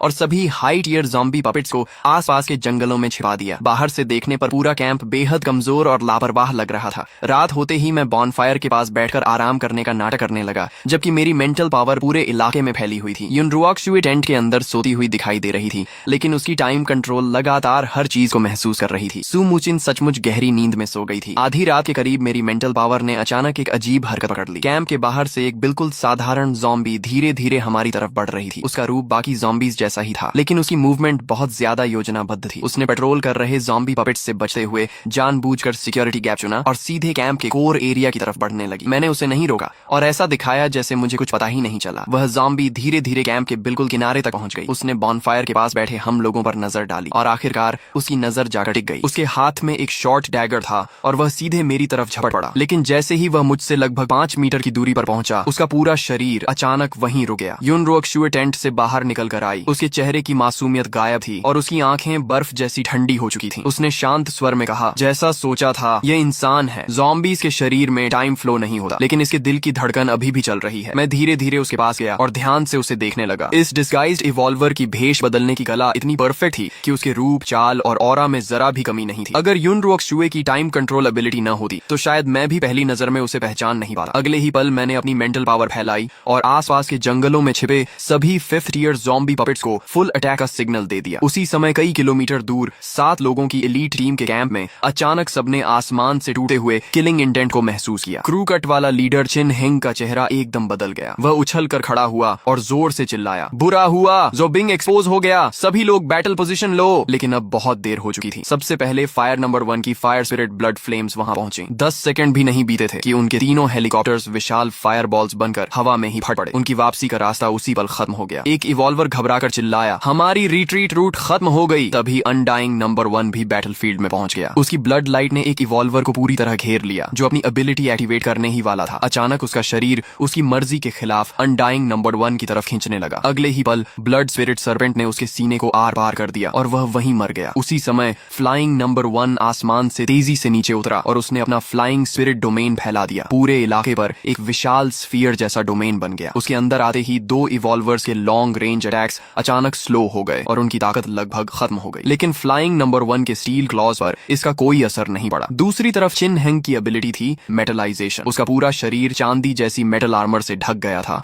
और उसकी डिफेंस बेहद मजबूत थी। अरपेंग ने अपनी विशाल लाठी पूरी ताकत से उसके ऊपर मारी। पहली चोट से आर्मर सिर्फ धंस गई लेकिन टूटी नहीं, मगर दूसरी चोट तुरंत उसके बाद पड़ी। इस बार पूरी मेटल आर्मर एक्सप्लोजन की तरह टूट गई। चिन हेंग के मुंह से खून निकल पड़ा और वह दूर जाकर गिरा, लेकिन जमीन पर गिरने से पहले ही अनडाइंग नंबर 1 की ब्लड स्पिरिट सर्पेंट उसके पीछे पहुंच चुकी थी। अगले ही पल चिन हेंग की मौत हो गई। मैंने ज़ॉम्बी पपेट्स की विजन से कंफर्म किया कि 7 एलीट मेंबर्स पूरी तरह खत्म हो चुके हैं और कोई भी जिंदा नहीं बचा। तब जाकर मैंने राहत की सांस ली। मैं वापस कैंप में आया और उस डिस्गाइज्ड इवॉल्वर को देखा जो अब भी टाइम स्टॉप में जमे हुए खड़ा था। मैंने पूछा, इसका क्या करें? तभी सुमुचिन भी शोर सुनकर जाग गई। वह जल्दी से कोट पहनकर बाहर आई और यह दृश्य देखकर शॉक रह गई। युन रुओक्शु ने बिना किसी भावना के कहा, इसे खत्म कर दो। उसने हाथ हल्का सा उठाया। एक साइकिक नीडल सीधा उस डिस्गाइज्ड इवॉल्वर के माथे में जा धंसा। उसी पल टाइम स्टॉप खत्म हो गया। उसका शरीर जमीन पर गिर पड़ा और उसका ज़ॉम्बी डिस्गाइज भी गायब हो गया। अब वह फिर से एक सामान्य इंसान जैसा दिखाई दे रहा था। सुमुचिन नीचे झुकी और उसकी बॉडी की चेस्ट पॉकेट से एक आइडेंटिटी कार्ड निकाला। उस पर साफ लिखा था, सोरिंग ड्रैगन टीम। यह देखकर मेरे मन में ज्यादा बदलाव नहीं आया, लेकिन युन रुओक्शुए काफी देर तक उस आईडी कार्ड को चुपचाप देखती रही। फिर उसने गंभीर आवाज में कहा, जब इंपीरियल कैपिटल को पता चलेगा कि उनकी दोनों ट्रम्प कार्ड टीम्स पूरी तरह खत्म हो चुकी हैं, तब वे पापा को हाईएस्ट थ्रेट लेवल घोषित कर देंगे। उस दिन से हमारा पीछा कई गुना ज्यादा खतरनाक हो जाएगा। दोनों ट्रम्प कार्ड टीम्स का खत्म होना सिर्फ एक बात साबित करेगा कि ज़ॉम्बी किंग इंसानों के लिए पहले से भी कहीं ज्यादा बड़ा खतरा है। वे अब पीछे नहीं हटेंगे बल्कि अपनी ताकत और बढ़ाएंगे। इसलिए हमें जितनी जल्दी हो सके इस प्रोविंस से निकलना होगा। मैंने कागज पर यही लिखा। उसी रात हमने बिना रुके तुरंत रवाना होने का फैसला किया। मैंने फ्लाइंग नंबर 1 को ऊंचे आसमान में लगातार रिकॉनेसेंस करने का आदेश दिया ताकि यह पक्का हो सके कि कोई हमारा पीछा नहीं कर रहा। जब हम लिनन सिटी के बाहरी इलाके के पास पहुंचे तब मैंने फैसला किया कि अब हम सिटी को बाईपास नहीं करेंगे बल्कि सीधे उसके बीच से निकलेंगे। अगर बाईपास करते तो कम से कम 5 दिन और लग जाते और विल्डरनेस में 5 दिन ज्यादा रुकना मतलब 5 दिन ज्यादा खतरा। लिनन सिटी में भले ही ह्यूमन बेस्ड सिटी था, लेकिन पूरा सिटी बहुत विशाल था। अगर हम बेस सिटी से दूर वाला रूट चुनकर तेजी से निकल जाते तो पकड़े जाने की संभावना बहुत कम थी। मैंने पहले ही अपनी मेंटल पावर फैला दी और रास्ते के सभी ज़ॉम्बीज को कंट्रोल में लेकर उन्हें कॉन्वॉय के लिए रास्ता खाली करने का आदेश दिया। पूरी कॉन्वॉय अंधेरे सिटी की सड़कों से बिना कोई आवाज किए आगे बढ़ती रही। लगभग पूरा सिटी पार हो चुका था और सामने दक्षिणी एग्जिट दिखाई देने लगा। तभी फ्लाइंग नंबर 1 ने तुरंत इमरजेंसी इंफॉर्मेशन भेजी। सिटी के दक्षिणी एग्जिट वाले फ्लाईओवर पर मिलिट्री कॉन्वॉय खड़ी थी। कई आर्मर्ड व्हीकल्स और मिलिट्री ट्रक्स ने पूरे ब्रिज को ब्लॉक कर रखा था। ब्रिज के दोनों तरफ की ऊंची बिल्डिंग्स पर स्नाइपर्स भी तैनात थे। ये साफ तौर पर लिनन बेस सिटी की सेना थी। मैंने ध्यान से देखा तो पाया कि वे पूरी तरह बैटल मोड में नहीं थे। शायद ज़ॉम्बी किंग की इंफॉर्मेशन मिलने के बाद उन्होंने मुख्य एंट्री और एग्जिट पॉइंट्स पर सिर्फ चेक पॉइंट्स बना रखे थे। युन रुओक्शु ने गंभीर होकर कहा, पापा अब यहाँ से निकलना संभव नहीं। अगर हम फोर्स से रास्ता बनाएंगे तो पूरा बेस सिटी हमारे पीछे पड़ जाएगा। मैं भी उससे सहमत था। मैंने तुरंत रूट बदल दिया। कॉन्वॉय ने मुड़कर एक सुनसान गली पकड़ी और पश्चिम की तरफ निकल गई। मैप देखकर मैंने फैसला किया कि हम सिटी के पश्चिमी इंडस्ट्रियल एरिया से निकलकर रिंग रोड के रास्ते बाहर जाएंगे, लेकिन इंडस्ट्रियल एरिया की हालत बहुत खराब थी। जगह जगह गिरे हुए फैक्ट्री बिल्डिंग्स और छोड़ी गई व्हीकल्स रास्ता रोक रही थीं। लगभग 20 मिनट बाद हम किसी तरह वहां से निकलकर रिंग रोड पर पहुंच गए। तभी जब मुझे लगा कि अब हम बच निकलेंगे, पीछे से हेलीकॉप्टर्स की तेज आवाज सुनाई दी। सिटी की तरफ से 3 आर्म्ड हेलीकॉप्टर्स तेजी से हमारी तरफ बढ़ रहे थे। उनके सर्च लाइट्स रात के अंधेरे में लगातार स्कैन कर रहे थे। मैंने तुरंत आदेश दिया, स्पीड बढ़ाओ। पूरी कॉन्वॉय अचानक तेज रफ्तार से दौड़ पड़ी। हेलीकॉप्टर्स ने तुरंत पीछा किया। सर्च लाइट्स हमारी कॉन्वॉय पर टिक गए और अगले ही पल मशीन गन से फायरिंग शुरू हो गई। गोलियां कॉन्वॉय के पीछे सड़क पर बरसने लगीं और चिंगारियां उड़ने लगीं। लाउडस्पीकर से आवाज आई, आगे चल रही कॉन्वॉय तुरंत रुककर इंस्पेक्शन कराए, नहीं तो फायर कर दिया जाएगा। मैंने कोई जवाब नहीं दिया। फायर नंबर 1 अचानक कॉन्वॉय से उड़कर निकला और लाल फ्लेम की तरह सीधे हेलीकॉप्टर फॉर्मेशन पर टूट पड़ा। अगले ही पल आसमान में जोरदार एक्सप्लोजन हुआ। आग की लपटें चारों तरफ फैल गईं। तीनों हेलीकॉप्टर्स जलते हुए नीचे गिरे।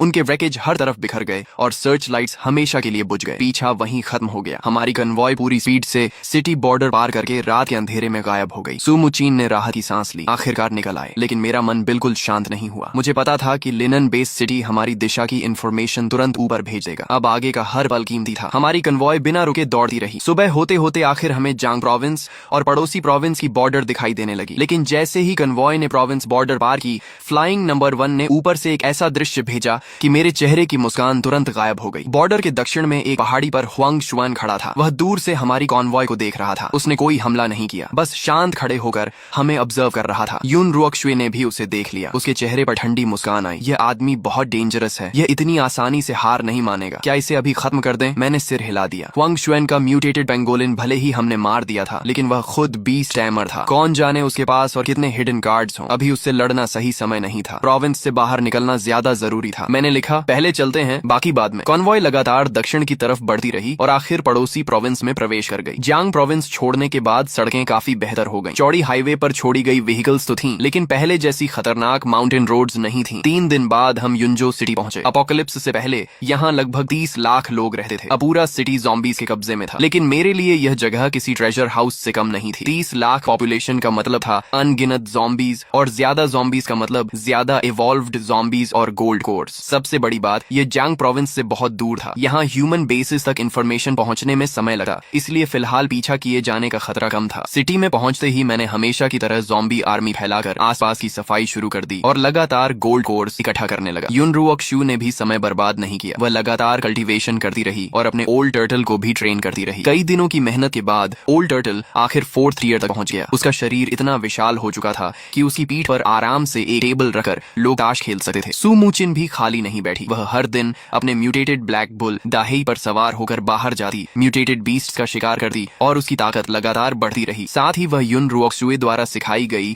9 ऑरिजिन ब्रोकन मेरिडियन टेक्निक की भी प्रैक्टिस करती रही, जिससे उसकी ऑरा और भी गहरी होती गई। मैंने भी इस दौरान अपनी ज़ॉम्बी पपेट आर्मी को और मजबूत कर लिया। युनजो सिटी से मिले गोल्ड कोर्स की मदद से मैंने कई और 4th ईयर ज़ॉम्बी पपेट्स तैयार कर ली। अब मेरी ताकत इतनी बढ़ चुकी थी कि अगर किसी मीडियम साइज बेस सिटी से सीधी लड़ाई भी हो जाए तो मुझे जीत का पूरा भरोसा था। लेकिन मेरी एक ही इच्छा थी, किकी के लिए कोई ऐसा सुरक्षित स्थान मिल जाए जहां वह शांति से बड़ी हो सके। अफसोस, युनजू सिटी में 5वीं रात ही फ्लाइंग नंबर 1 ने आसमान से एक नई सूचना भेजी। सिटी के उत्तर पश्चिम की दिशा से एक बहुत विशाल मिलिट्री कॉन्वॉय तेजी से हमारी तरफ बढ़ रही थी। दर्जनों military trucks, armoured vehicles, tanks और उनके ऊपर सुरक्षा दे रहे 6 आर्म्ड हेलीकॉप्टर्स साफ दिखाई दे रहे थे। कॉन्वॉय के बीच में कई स्पेशल मार्किंग वाली कमांड व्हीकल्स भी थीं। उनकी दिशा सीधी युनजो सिटी की तरफ थी। मेरा दिल बैठ गया। लगता था कि ज़ॉम्बी किंग की वांटेड इंफॉर्मेशन अब इस प्रोविंस तक भी पहुंच चुकी थी। ये संभव था कि लोकल बेस सिटी ने इंपीरियल कैपिटल के आदेश पर यह एक्सटर्मिनेशन फोर्स भेजी हो, या फिर हुआंग शुन ने ही हमारी लोकेशन यहाँ के बेस सिटी को बता दी हो। वजह चाहे जो भी हो, अब यहाँ रुकना नामुमकिन था। सू मूचिन बिना कुछ बोले सामान समेटने लगी। शायद अब वह लगातार भागते रहने की जिंदगी की आदी हो चुकी थी। युनरुओक शू खिड़की के पास जाकर शांत सिटी को देखने लगी। फिर उसने धीरे से कहा, पापा, हम हमेशा ऐसे भागते नहीं रह सकते। मुझे पता था कि वह सही कह रही है, लेकिन फिलहाल भागने के अलावा कोई रास्ता भी नहीं था। युनरुओक शू मेरी तरफ मुड़ी और मुस्कुराई। उसकी मुस्कान में उसकी उम्र से कहीं ज्यादा परिपक्वता और दृढ़ता थी। उसने कहा, एक दिन ऐसा आएगा जब हमें फिर कभी भागना नहीं पड़ेगा। उसी रात तड़के हमारी कन्वॉय युनजो सिटी के अंधेरे में गायब हो गई। वहीं कई दर्जन किलोमीटर दूर वह विशाल मिलिट्री कन्वॉय लगातार आगे बढ़ रही थी। एक कमांड व्हीकल के अंदर बैठा ठंडे चेहरे वाला एक मिडिल एज ऑफिसर अपने हाथ में एक फाइल पलट रहा था। उसके कवर पर लाल रंग की टॉप सीक्रेट मुहर लगी थी। उस फाइल का टाइटल सिर्फ 5 शब्दों का था, ज़ॉम्बी किंग फाइल। उसने फाइल बंद की, युनजो सिटी की अंधेरी दिशा में देखा और धीमे स्वर में कहा, इस बार तुम बचकर नहीं निकलोगे। तो भाई लोग, यहीं पर इस मैनहवा का सीजन 1 खत्म होता है। सीजन 2 अभी तक रिलीज नहीं हुआ है। जैसे ही सीजन 2 आएगा, उसका कंप्लीट हिंदी एक्सप्लेनेशन सबसे पहले इसी चैनल पर मिलेगा। अगर वीडियो पसंद आई हो तो लाइक जरूर करना, चैनल को सब्सक्राइब कर लेना और बेल आइकॉन भी ऑन कर देना ताकि अगली अपडेट मिस ना हो। मिलते हैं अगली वीडियो में, तब तक के लिए अपना ख्याल रखना। बाय।